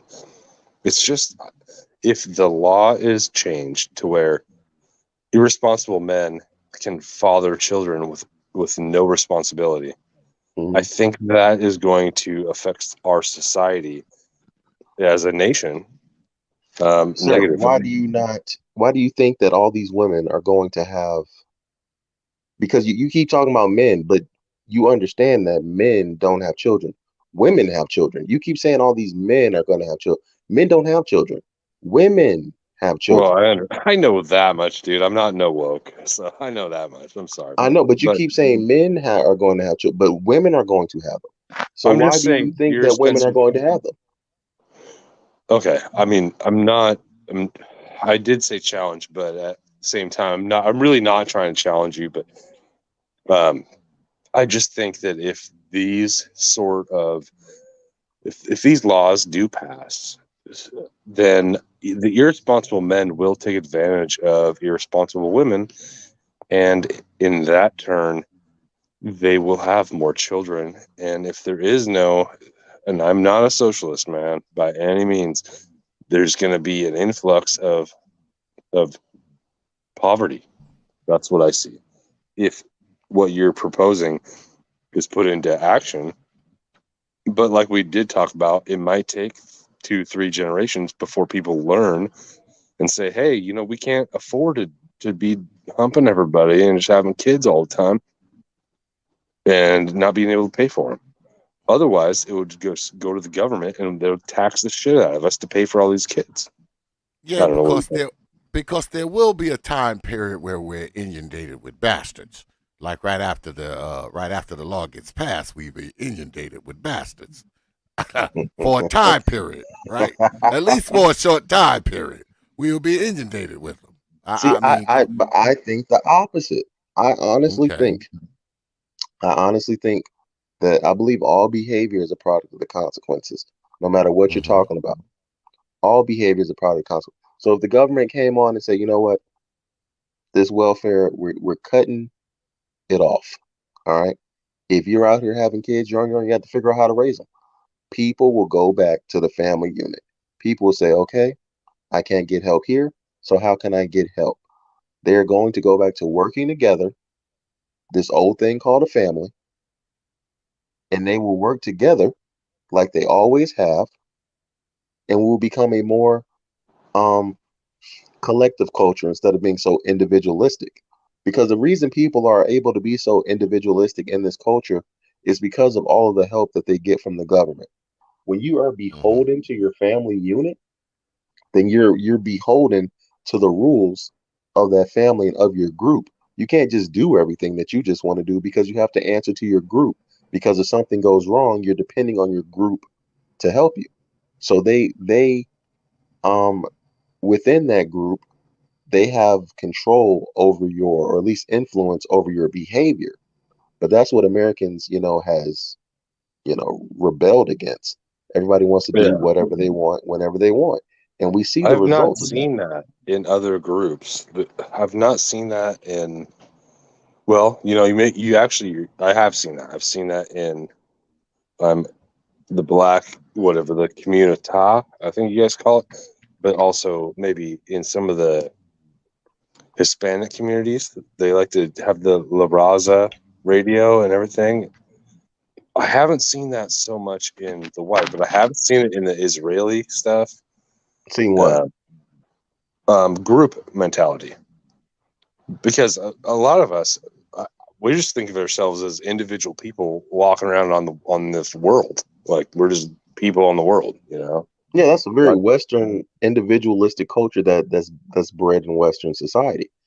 But all throughout history, people have belonged to groups, small groups and tribes. And you got your identity through your group and through your tribe, and your tribe and your community is what molded your values. And you were beholden to that group because you right, looked to that group for your protection and for your survival. The but government, how does that how can that even fit in a Western society if there's tribalism? Because in Western society, everybody is looked at as individuals, and yeah, this will curb that. people shouldn't be judged on their whatever tribe they come from, or you should not be a tribal unless, I mean, and I hate to say this, but like if you're going to be a nationalist, which I hope you are, hope you love America, that's a nationalist. If you love your country, you're a nationalist. I would like to think that you should love your countrymen, and that's the way it should be. Like, as far as when it comes to like having to take responsibility for making a kid, man, it gets complicated. I've heard your whole thing, but I'm kind of losing what I'm saying. I'm sorry, man. I'm gonna mute up. Now, here's the thing that's going to happen.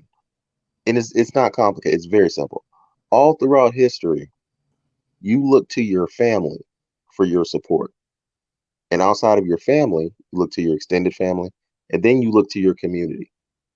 The government of this country undermines that because they say, you're going to make bad decisions, do whatever you want or whatever. Okay, we're going to supplement those bad decisions and we're going to reward you with this welfare, and we're going to reward you with all these, Section 8, all this stuff, blah, blah, blah, blah, blah.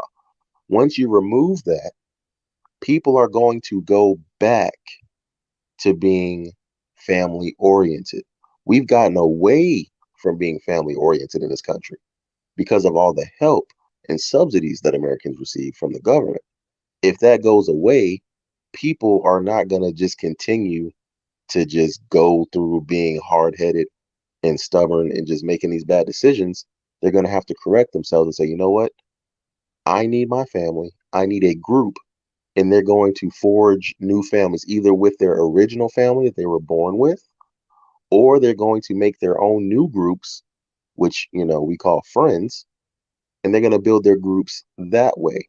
But they're going to work together, group economics, practice group economics, and they're going to slowly become a more collectivistic culture. It's going to take some time, but that's going to be Yeah. the end result. And you're going to have Yeah. people that are leaders in those groups, probably the fathers, who are going to dictate the behavior of those groups, and that's going to be a good thing. I'm, Yeah. I'm with you, man. I do agree that it will take some time. Yeah. I agree. I agree as well that it will take some time. And I also believe that, if this comes, if this manifests, I think that it would force people to kind of it would force people to quote unquote plan families, because if you don't, there's going to be hell to pay, especially if you're talking about, taking away certain assistance programs and things of that nature. Is going to have to be, because if you mess around and you out there and you some 16-year-old girl and you find yourself knocked up, and this dude can abort financially, you're screwed. All right. So you're not going to have any choice but to fall back on mom and or dad, because that's going to be pretty much all you have. So that, in a sense, I do believe will be preempted, because that's what fathers would be telling their daughters, right? Like, look, you get out there, these dudes can abort financially, so don't fuck up. Don't Exactly. fuck up. Exactly. And the daughter's going Don't to either be on birth fuck up. control, or she's going to know, not to be having no unwanted kids. You need to wait until you're married and in a structured situation. Yeah, I can see. I can see how it would, work. Now, of course, you know me. I'm kind of biased. I think a lot of people are irresponsible as hell, and they still gonna fuck up. But I can see how, over a course of time, it would kind of change. It would change on a collective level. At some point, because it would have to, right? There wouldn't be no choice. It's either this or that, right? It will be Exactly. this or that. So I mean, it would have to change on a collective level, and people would have to understand it. They would get used to it. There would, of course, there'd be a growing curve, and there'd be growing pains as well. Yeah, there'd be some growing pains, as far as people are concerned. But I can see it kind of, shaping society, because it would be across the board, right? It wouldn't just be, Yes, black people, Latinos, white. It it will would be be everybody. everybody. So, And let's go with your example, X, with the 16. Let's say you got a 16-year-old girl. She gets knocked up, whatever. She's now there is no government assistance. There's no welfare, or whatever. So she's in her parents' house, and her parents have to take care of. Let's say she has a mom and a dad, and she messed around, got pregnant, and she didn't want to get rid of. She had the baby. Now she's beholden to her parents to support her. Do you think that her parents are going to sit up there and let her make that mistake again when they the ones that are going to have to pay for it? yeah, No, they're yeah, going to be on her ass, telling her she better not bring home no nothing. You think she's going to go back in that house and tell her she did that again and risk getting put out that house? oh yeah, yeah, because she'll No, get so now kicked she's out. going to have to listen to her parents, because there is no, oh, I don't have to listen to you. I'm going to go run off and the government's going to undermine. No, she's going to have to obey her parents, because she live under her parents' house, and she need her parents for protection and provisioning, which is what families are for. But at the same time, she now has to humble herself and be obedient to the family structure. Yeah, and like I said, there'll be some growing pains, right? There'll be a generation or two where, Yeah, it'll just be all these freaking babies running around, and It's just going to yeah, be suffering. oh yeah, there's going to be some but it's suffering. suffering I now. mean, Oh yeah, you're right. You're right. But don't you think it would get a little worse before it got better, though? Right? It would get worse before it got better. I don't think it would It be would probably, immediately but better. honestly, seeing that opening that you did about the woman, I mean, I don't think it gets much worse than that. And that's happening now. Oh yeah. I mean, oh God. Well, That's I do happening one of those. now. I do one of those every single night before every show, brother Ji. Before every show, I never run out of these stories. I mean, I just have a Never. plethora of them. I actually do eeny, meeny, miny, mo before the show starts. I mean, I can pick whatever you want. If you was to write me and say, X, I want to hear about a child being thrown in a river, I have one of those stories. If you say, X, I want to hear about a child being shot, I can give you one of those. I want to hear about a story where a child was put in the oven, I can give you one of those. If you I want to don't hear want about, any of it. I mean, man, I can.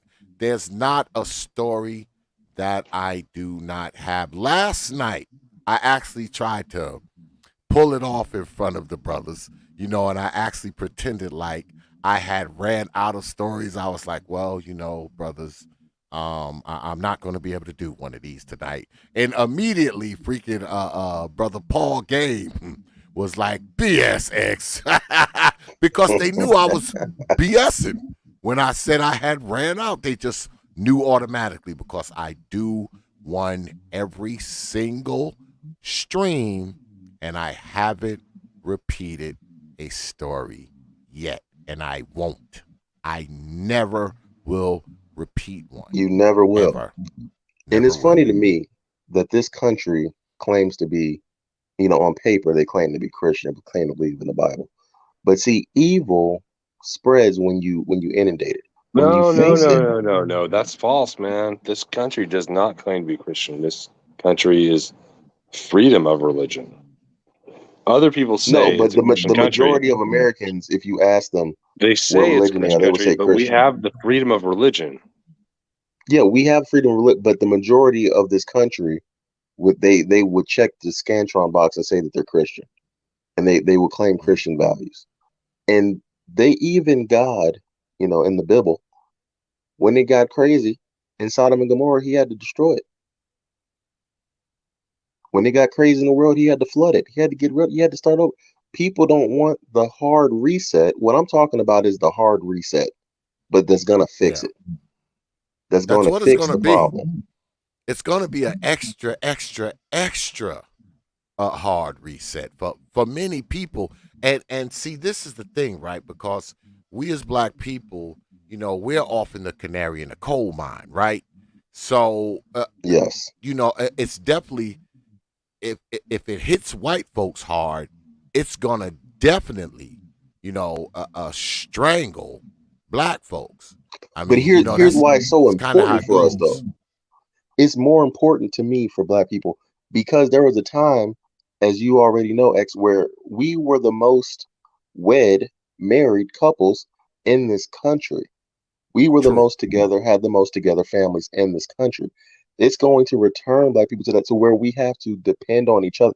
Family, people really don't understand economics and why group economics is so important. Hmm. Family is I the follow pillar. JI. I follow you 100%, man. The nuclear family, the family economics is where that's where America will be champions. If we could ever get back to that, where families of every color could become the nuclear family, where we have children and they go to good schools and everything. Man, that's the dream. That's what we want. But our current leadership is fucking us up. Yeah, because the ideals are getting skewed, right? I mean, because you got all this social static, right? Especially when it comes to children. And they're filling the airways and they're filling people's head up with, oh, it doesn't matter if a kid grows up with a father. Oh, it doesn't matter if the kid grows up in a nuclear family. But see, the data doesn't support what they say. I mean, there's data out there, man, because I did a show on this the other week.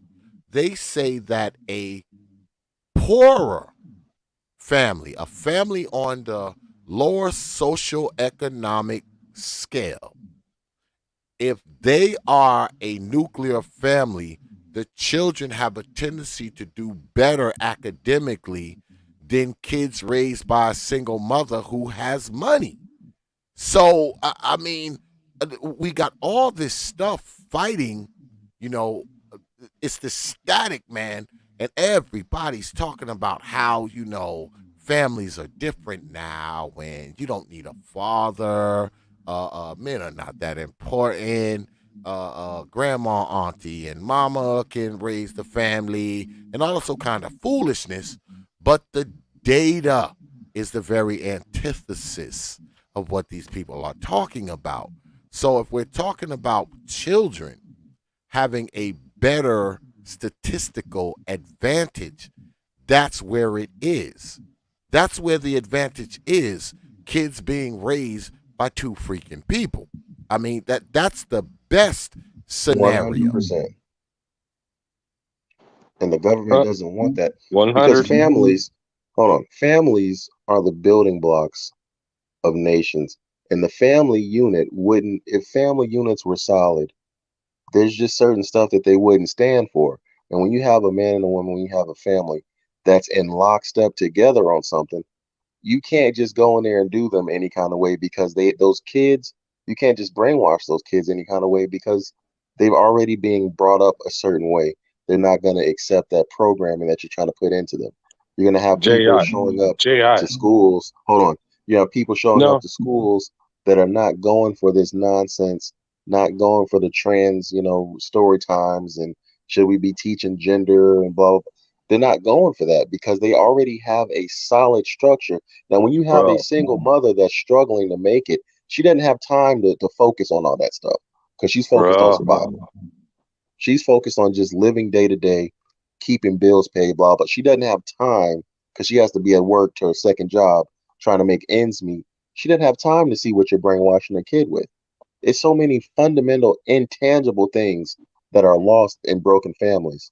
It's sickening. Hey, all right, and I'm gonna make your point for you, Ji. Make your point for you. So, let me say, I know somebody that has a 9-year-old that's been going to school that doesn't have a father around all the time, and they come home and they think they're gay, like all the time, like, or whatever, But or the kids will come home after they've been told that, like, the teacher will say, "Hey, do you think you're a girl or boy?" And they're like, "I'm a girl." And they're like, "Well, are you sure?" I'm like, "No, I don't know. What, should I be sure?" And they're like, "You could be a boy." And these little girls are like, "I don't want to be a boy," and they cry about it. And they're like, "This shit happens out here." And they are really doing that out here. And I don't know. I guess when you go back to, if you don't have a dad in the house, to every day when you come home, what did you learn today? And you extrapolate what the fuck they learned, and then you got to correct it too. It's a big job. You got to be a guy that, I mean, I know that Xavier knows, but I'm thinking, I know you and I don't have any kids, GI, but that's what I would imagine would go into being fatherhood. Like, you'd see what they were learning in school, and then you'd have to fucking get it out of their head in a way or something, or teach them the real shit. I don't know. The men that I know, and I used to be a teacher. I was a teacher for 3 years before I had to leave. Terrible system. The men I know, if their children go home and they hear that their children are being told maybe you're a different gen, those fathers are up there at that school and they're not having it. They're raising hell about that. And teachers, they understand that. I'm telling you, as a former teacher, teachers understand, and we all talk about it amongst each other. We know which kids not to mess with based upon how active their parents are. Oh, her parents are always up here. We not gonna mess with that kid because they parents are real active and they're always up here. So we're not gonna. You This only stuff mess with kids matters. that have parents that aren't active? I'm saying this stuff matters when teachers see that students don't have active parents or whatever. You're setting those kids up to be You're setting those kids up to get in more trouble whenever they do stuff or whatever, because the parents, the teachers already understand that this kid does not have a strong support system. So when those kids end up in special ed, DES, whatever, blah, blah, get done, those kids get done any kind of way, it's because they don't have active parents. These things follow children and even just the presence, because when we have open house and we see teachers make note of this, even if it's just subconsciously. This stuff is so insidious, it goes so deep. If people understood it, they would make better choices. But even when we see the parents who show up, okay, they had two parents showing up versus this person has one parent show up. So we already know, okay, if this person gets in trouble, it's a single parent household. She doesn't have time to be doing all this. Every time she's up here, it's time that she has to take off of work, which she doesn't have. She doesn't have the time to be doing this. She doesn't have the time to be reinforcing homework, blah, blah, blah. When we're doing the parent teacher conference, they're telling us how much they're struggling. They're just trying to blah, blah, blah, blah, blah. These kids are being set up for failure at every step of the way because of these broken families. And what I'm Yep. talking about would renew and restore the families, no matter how much weeping or gnashing of teeth there has to be before we get to the promised land. We would get there. And this is the Yeah, only but way. You have to remove the be, government. because eventually, I mean, the fathers have to be, the fathers would be back, involved with the children. Because I pulled this study up. I'm surprised I still have it, but it says the negative effect of a child without a father can be seen in countless studies and reports. The statistics show that the importance of a father figure in majority of children's lives. According to what can the federal government do to decrease crime and revitalize communities? From the U.S. Department of Justice, children from fatherless homes account for 63% of youth suicides, 90% of all homeless and runaway youth, 85% of all children that exhibit behavioral disorders, 71% of the high school dropouts, 70% of juveniles in state operated institutions, 75% of adolescent patients in substance abuse centers, and 75% of rapists are motivated by displaced anger. So the fact, if you have kids, right, who are not living in a single mother home, they are better off, man. I mean, the stats say it all the way around now, regardless of what, these social people and these academics and, all these quote unquote advocates for the new age of family or new definition of family, regardless of what these people say, when you look at a lot of the ills in society, a lot of it creeps back to single parent homes, mostly single mother homes. I say again, the biggest cohort of people living in poverty are women with children. That is poverty. That's the face of poverty for the most part. Women with children. They are the face of poverty because they say that only about, I think, 8% of families that are quote unquote intact or nuclear actually are in poverty, where there's a mother and a father. That percentage, I believe, is in the single digits when you talk about the impoverished people who are living in poverty or below it. So, I mean, we gotta uh, we gotta take a look at all things. All right, all things, and I don't just mean the things we talk about up here, but we also got to take a look at what Brother Ji is talking about.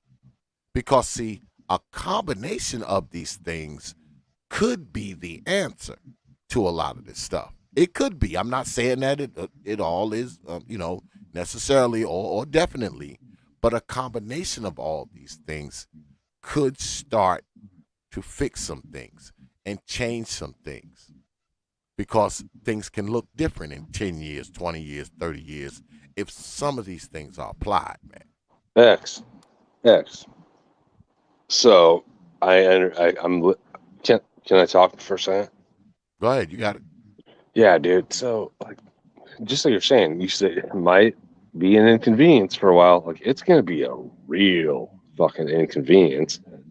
People are gonna suffer. Like, if these kind of decisions are going to be made, like, it's going to be some suffering, and it's going to be for 20, 30 years for poor people.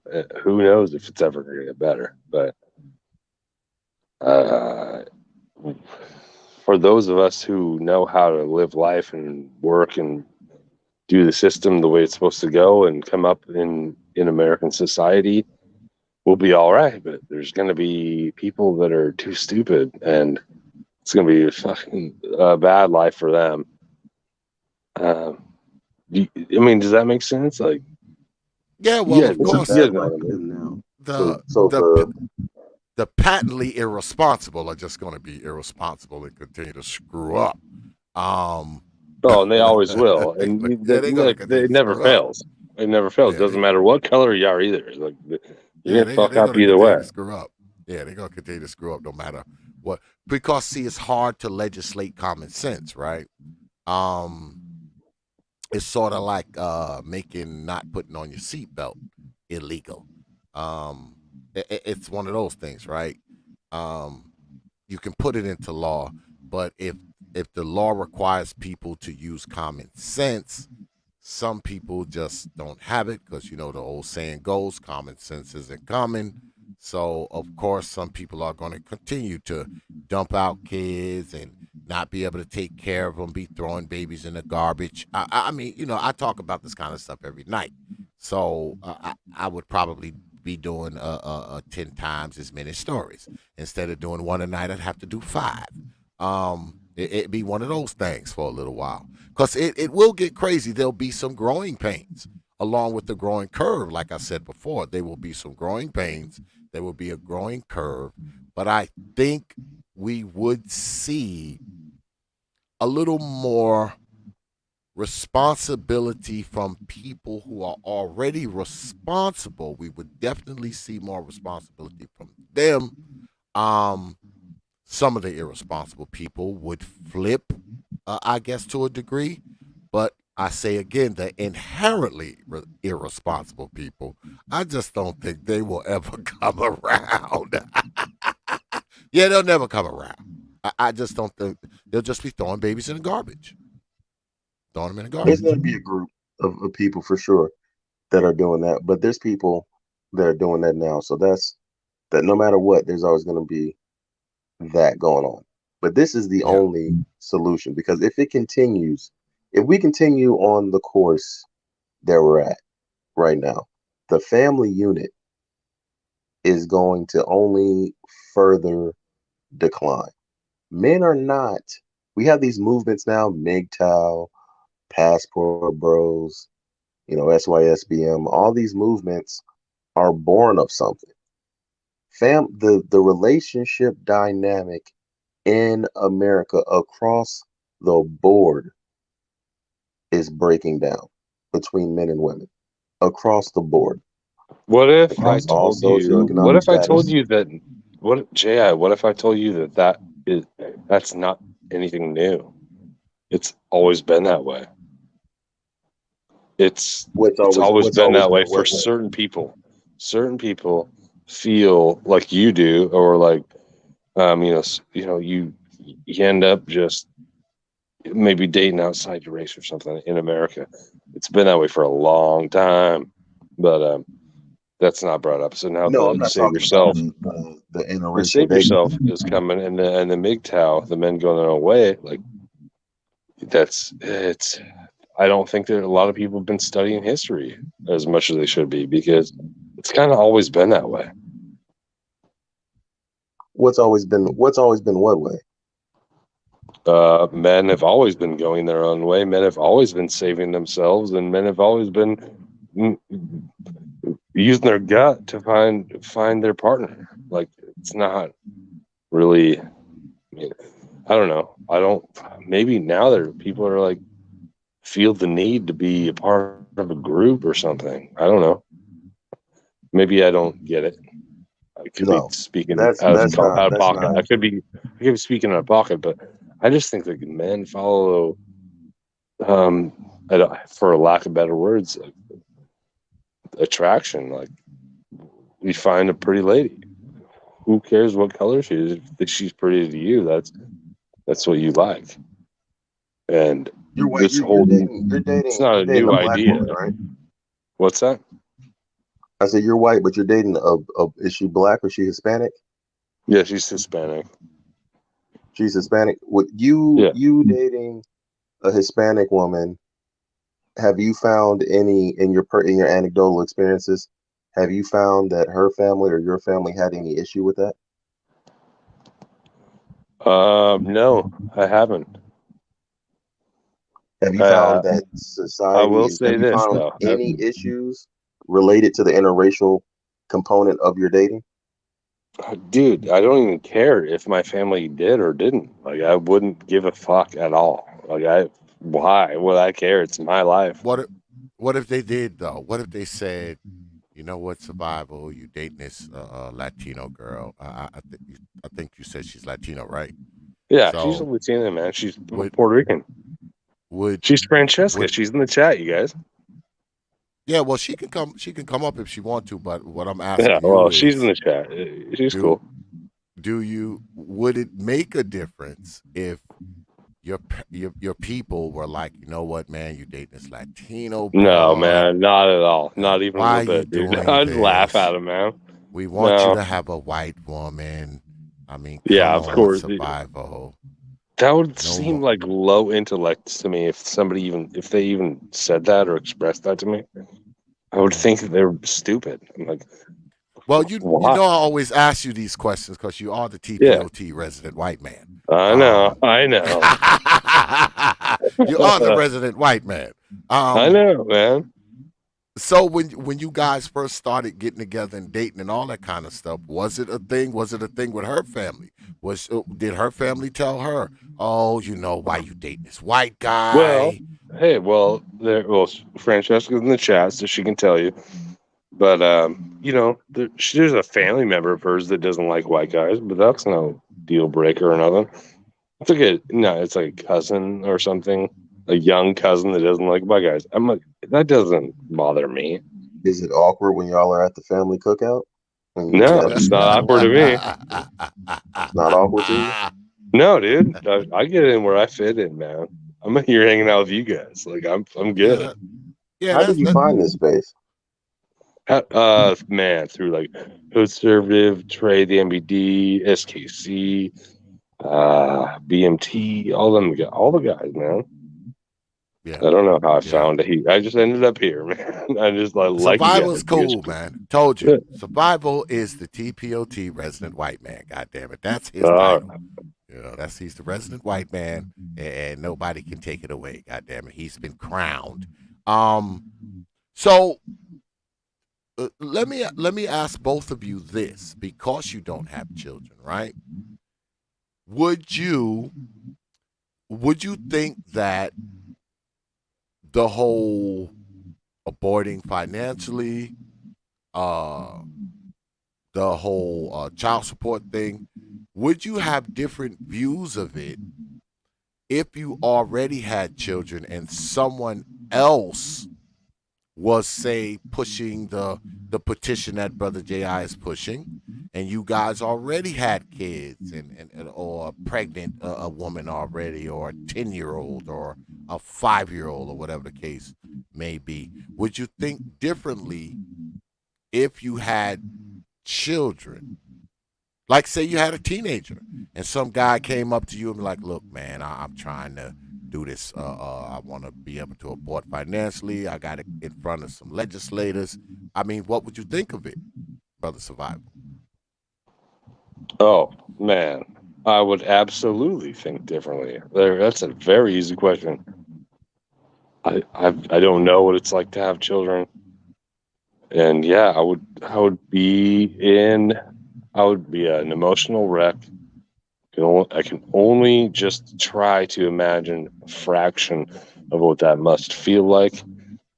But yeah, I wouldn't just be easily talking about it right now. I would be an emotional wreck. So I'm gonna leave it at that. Mm. I wouldn't And feel Bree, you any wouldn't kind of feel way. different? No. No, because people ask me that question. I said, "What if you had kids? Would you still be?" Yes, because again, it's the parable of the burning house. The Mm. reason the man helps put out the burning house, even though it's not his house, because he understands that the fire can spread and burn his home down too.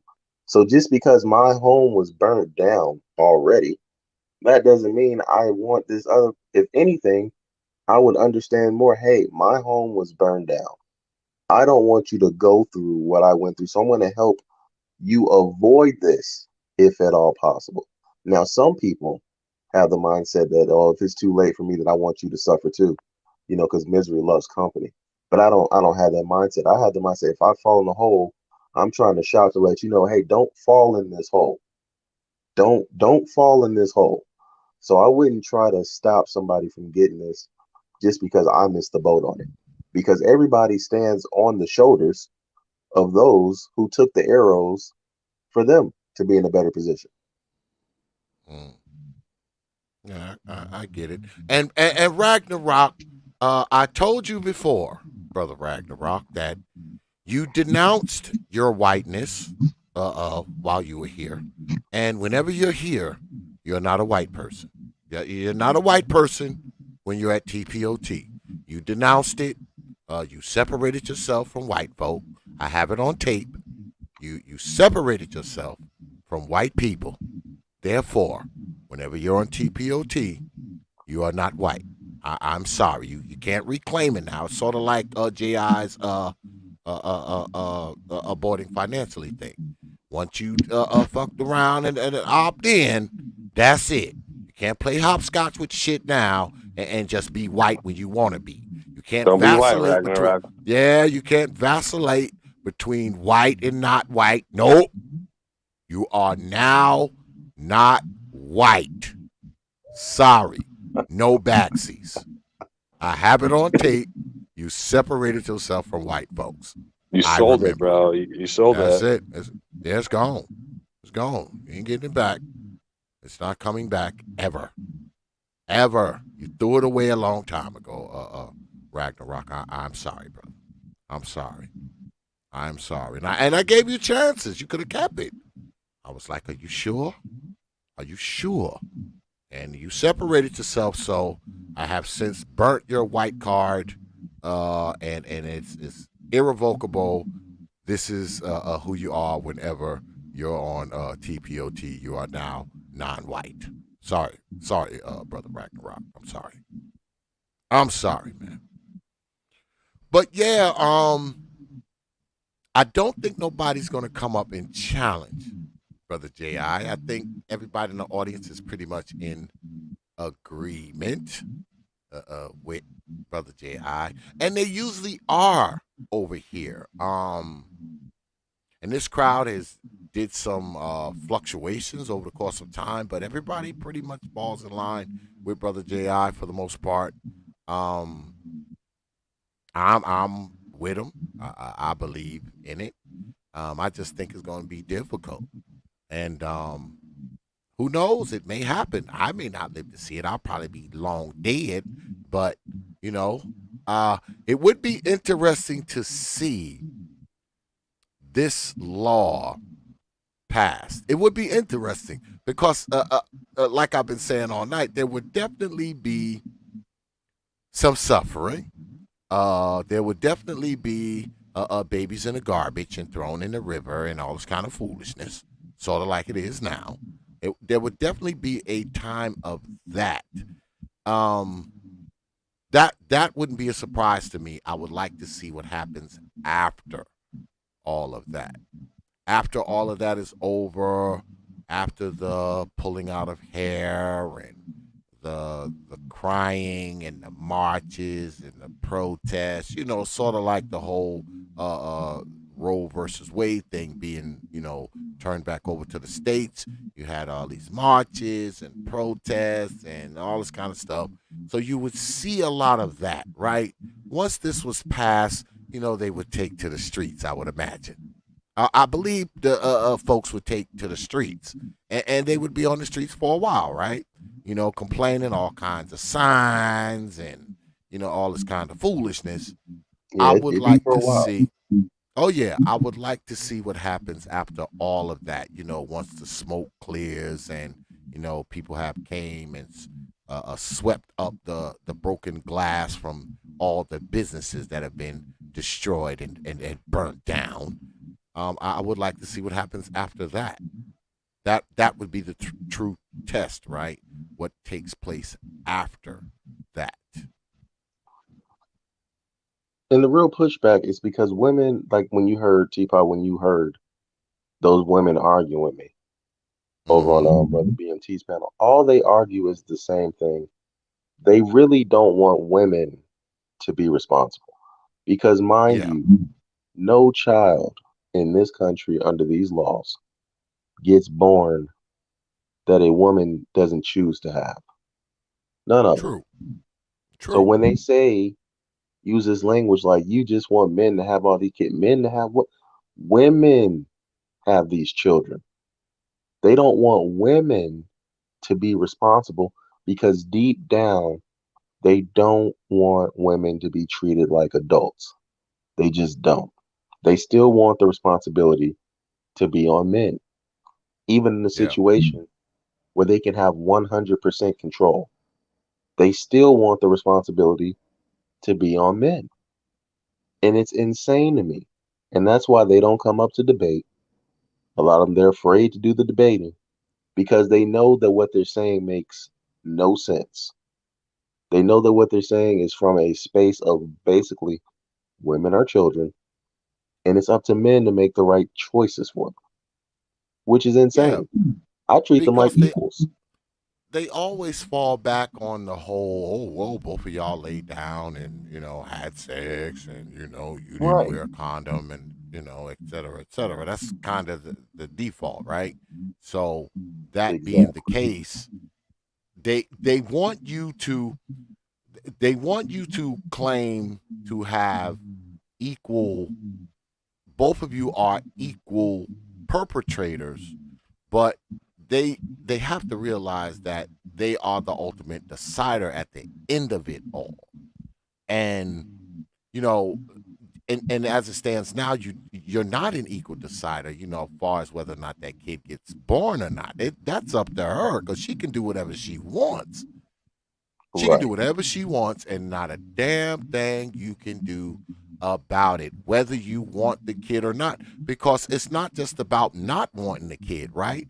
You can want the child, and if she doesn't want it, guess what? Oh, so Guess what? yeah, so that's the slope they want to take, and they always want to take the slippery slope. They always want the equal rights. Yeah, Then they gets want to equal. decide, right? Yeah, well, they want That's they and want that's they want men to have equal rights as they dictate. All right, well. Wait until because you find out. Yeah, there's gonna be people that are, just identifying as men soon. With the way they're going. that's that's a whole nother stream. Well, that's where this Western shit is going. Is you'll just that's a well, whole other how about stream. this? Do you okay? So you got to pay child support as a man or something. Can you just say I'm a woman now? I don't have to pay the child support, or I don't know. It's No, going that way though. because what are they going to do? They're going to base it off of the quote unquote, conception, and pregnancy and birth, right? So even if you turn yourself into a woman, that's not going to get you off the hook. They Oh, still going to be well, in there's your damn wallet. well, there, well, well, there goes that idea. Yeah, they still going to be in that wallet, man. Because technically, you're still the father, even though you had a surgery. You're still the father, technically.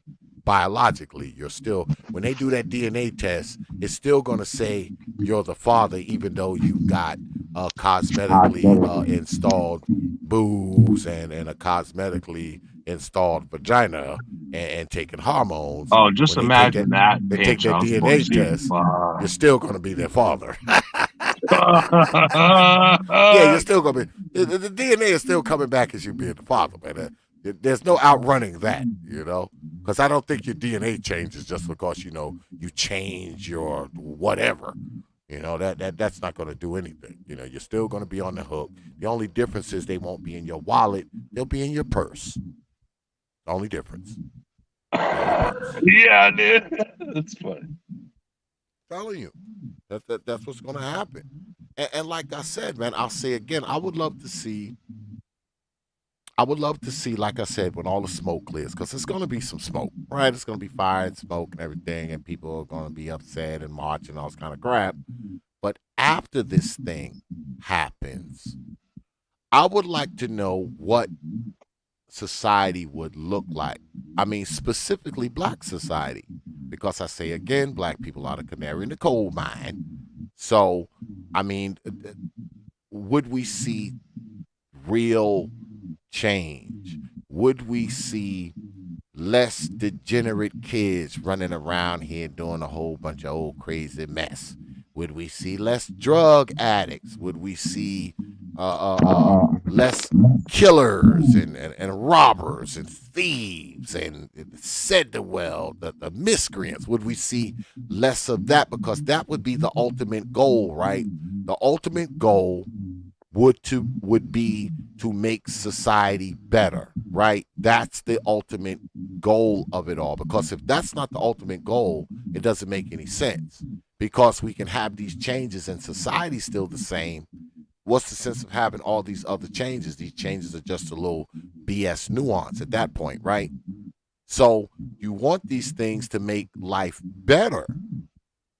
You would want these things to make society better.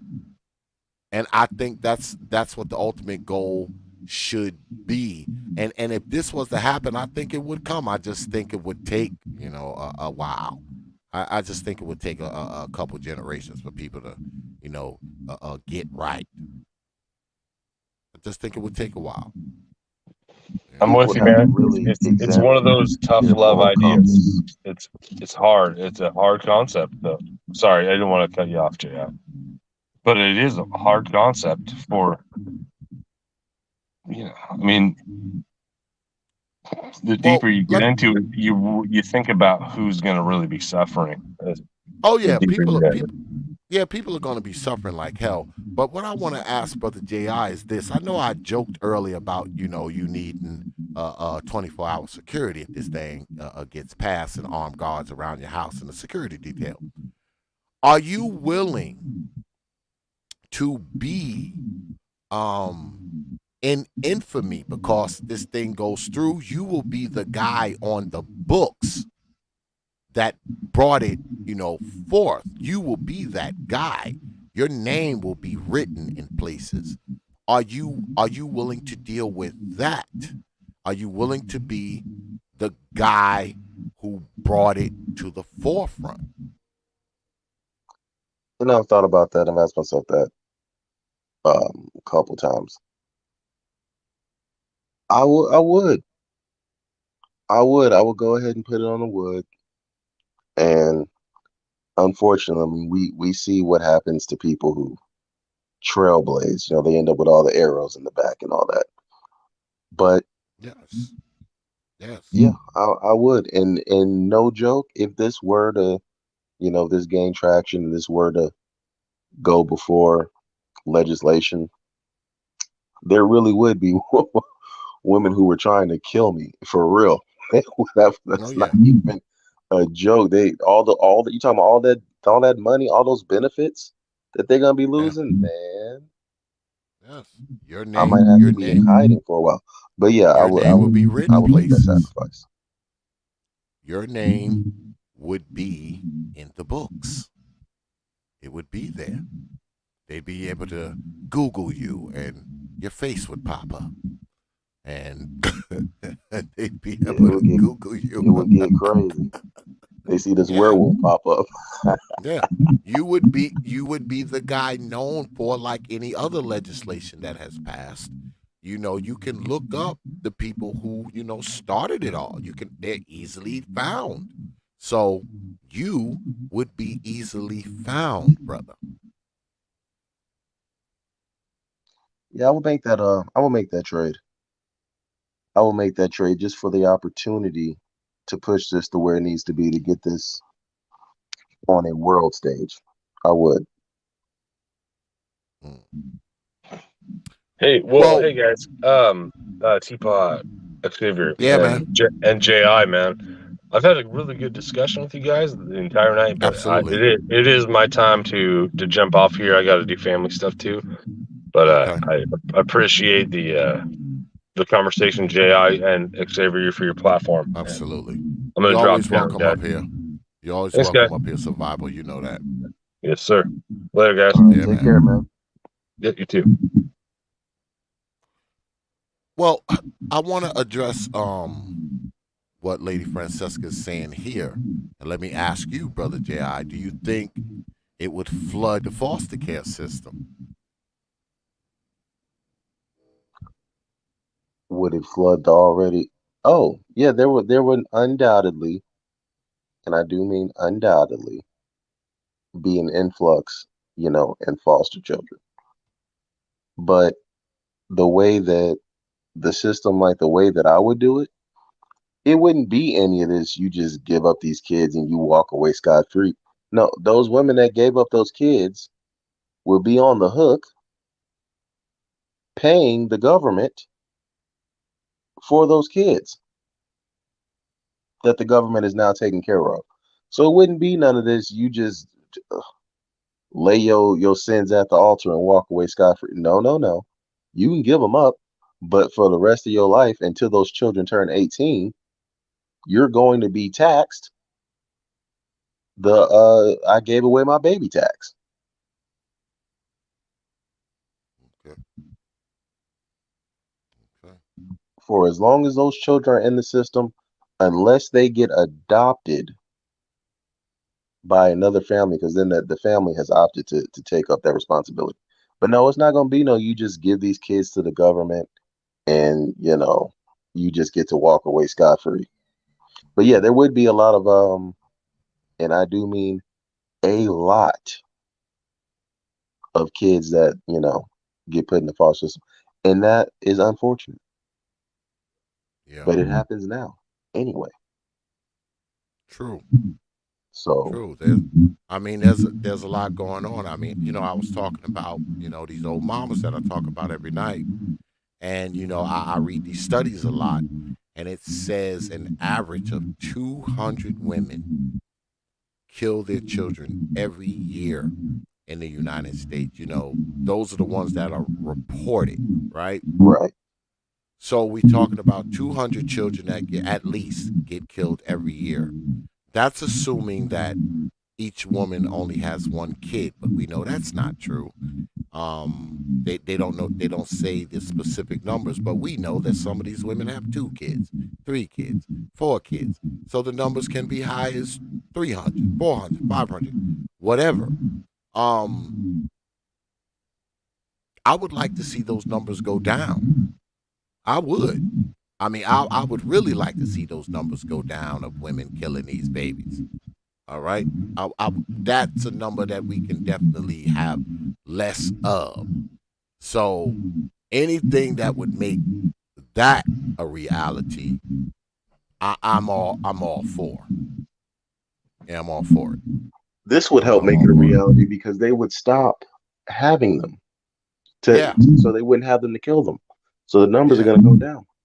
yeah, yeah, yeah. Can't kill them if they're not here, right? Exactly. They'd have to Exactly. be here to be murdered. They'd have to be here, But yeah, man, I appreciate you coming through, man, as always. Brother Ji, man, you always welcome up here, brother. I always enjoy you coming through, man. You know, like I said, man, I'm with you on this, man. I support you on this, man. I always have, and I always will.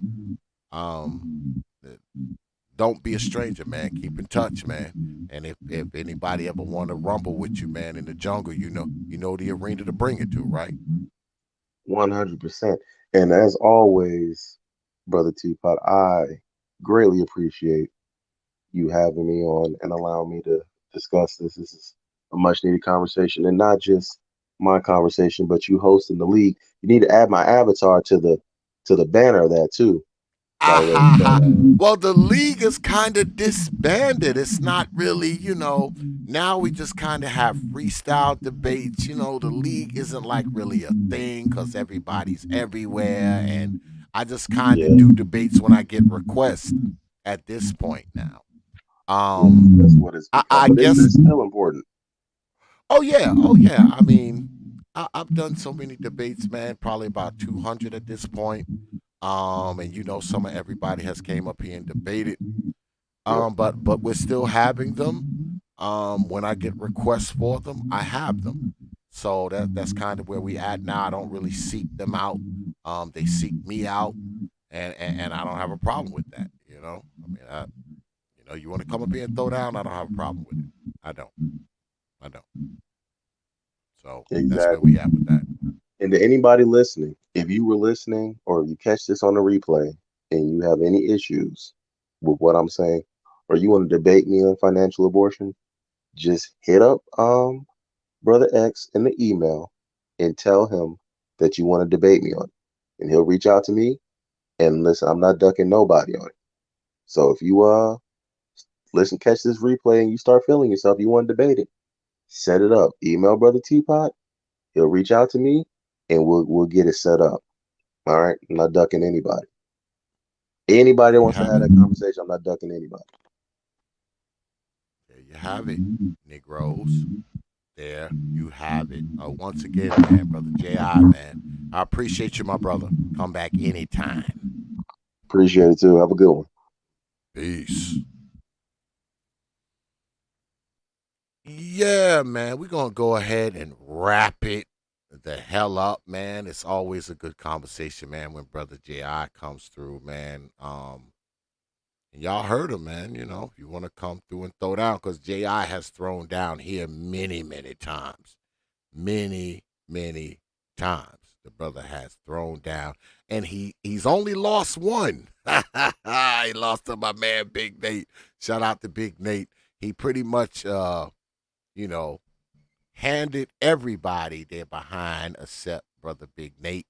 So he only has one loss. So his record is pretty good over here in the old T.P.O.T debates.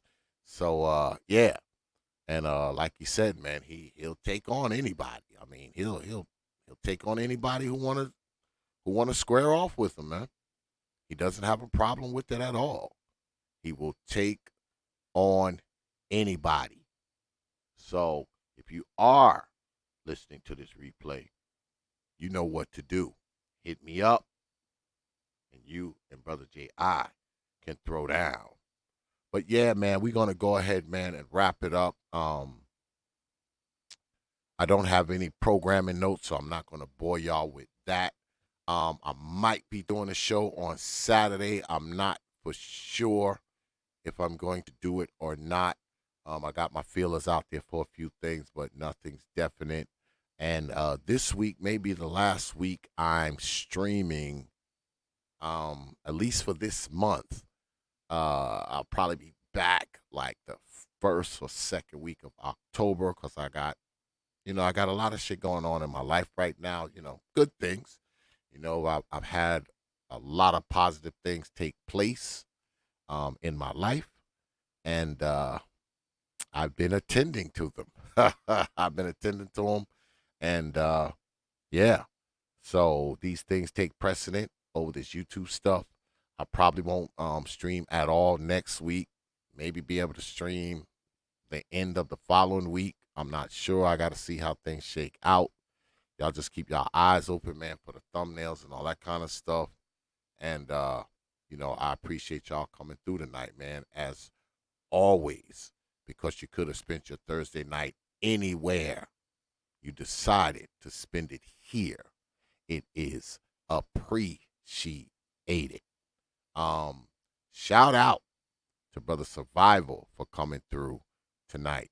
And also shout out to the guest of honor, Brother J.I., for coming through as well. So, with that,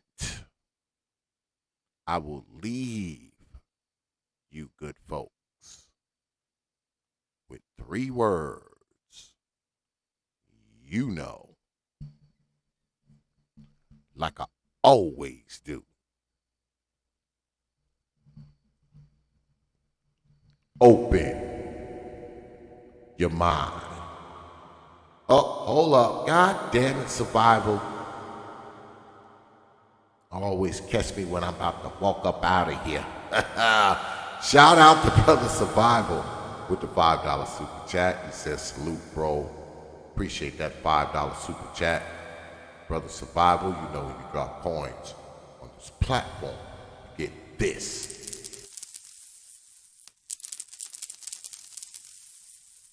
I appreciate you dropping your hard-earned coins on this platform.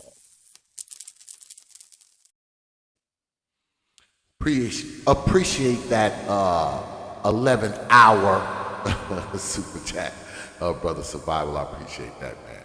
So, let's try this again. With that, I will leave you good folks with 3 words, you know, like I always do. Open your mind. Peace, folks. Open your minds.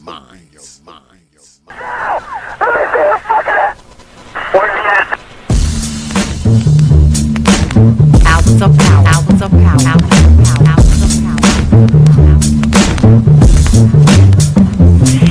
And so a community is where you control your police, you control your commerce, you control your education, you control your house. We don't control none of that. We live in a hood. Huh? Well, what about the Negroes that get out? Oh, well, see, my cousin, they say he's a multi-millionaire, almost at $1 billion. 3 PhDs, working on 2 more. Driving down the street in Chicago in his Rolls Royce, enjoying himself, and he hears these sirens and looks through the mirror and sees this cop car flashing lights. He squeezed the steering wheel, man. Heart beats fast. Because he knows the price of a Negro, what it could be. And then when that cop car passed him by, he said, thank God he wasn't after you in the first place, punk. That Negro thing you can't get away from. It's universal. They wasn't coming after you with all your millions, with your Rolls Royce, with your PhD, didn't help. That's the hood. Huh? Why do you think you never pick up the paper until you read over and over and see white families? You think of the thousands of black cops in America. Why don't you see white families crying as black cops shot my loved one 42 times in the back of the head? Why do you think black cops are more serious? You think they're more spiritual? Think they're better? No! They got enough sense to know that white folks ain't gonna tolerate it. And I will stop in our neighborhood when we decide we will not tolerate it. Now, if we was organized, which is hard to organize people who are just gonna run crazy and you don't know you're crazy. But if we were, with the money we have, and the many people who would come to our aid that don't know what it's like to be a Negro, and we said, if we said, look, we saying, if we don't get a federal law to deal with police brutality, that anytime a cop or anybody carry a gun, have to have a license just like you used to drive a car. And if you use it wrongly, you'll lose your license. And if it's upheld, you can never work again as a cop or a store guard or a private detective. How do you get Congress to push that through? Well, you take your economic power and you call on your friends, black, white, young and old, and say, this coming Christmas, if we don't have a federal law to outlaw police brutality by law, then we call them for a nationwide boycott of Christmas and it'll start on Thanksgiving. Well, let me tell you what that means. 79% of all retail in America happens between Thanksgiving and Christmas. People stay in business all year, lose money just for Christmas, huh? Well, what happens now? Factory Avenue, Toys R Us, Sears and Roebuck, Westinghouse.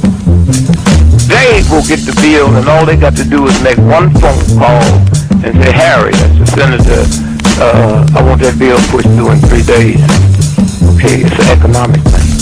It's that simple. But we have the power, but the system has wiped us out so bad. Hours of power, hours of power, hours of power. Copy. San Antonio, Lincoln 6. Go ahead. Clear suspect down, 10-4. That's 10-4. The officer's code 4. We have one suspect that's been shot. Open your mind.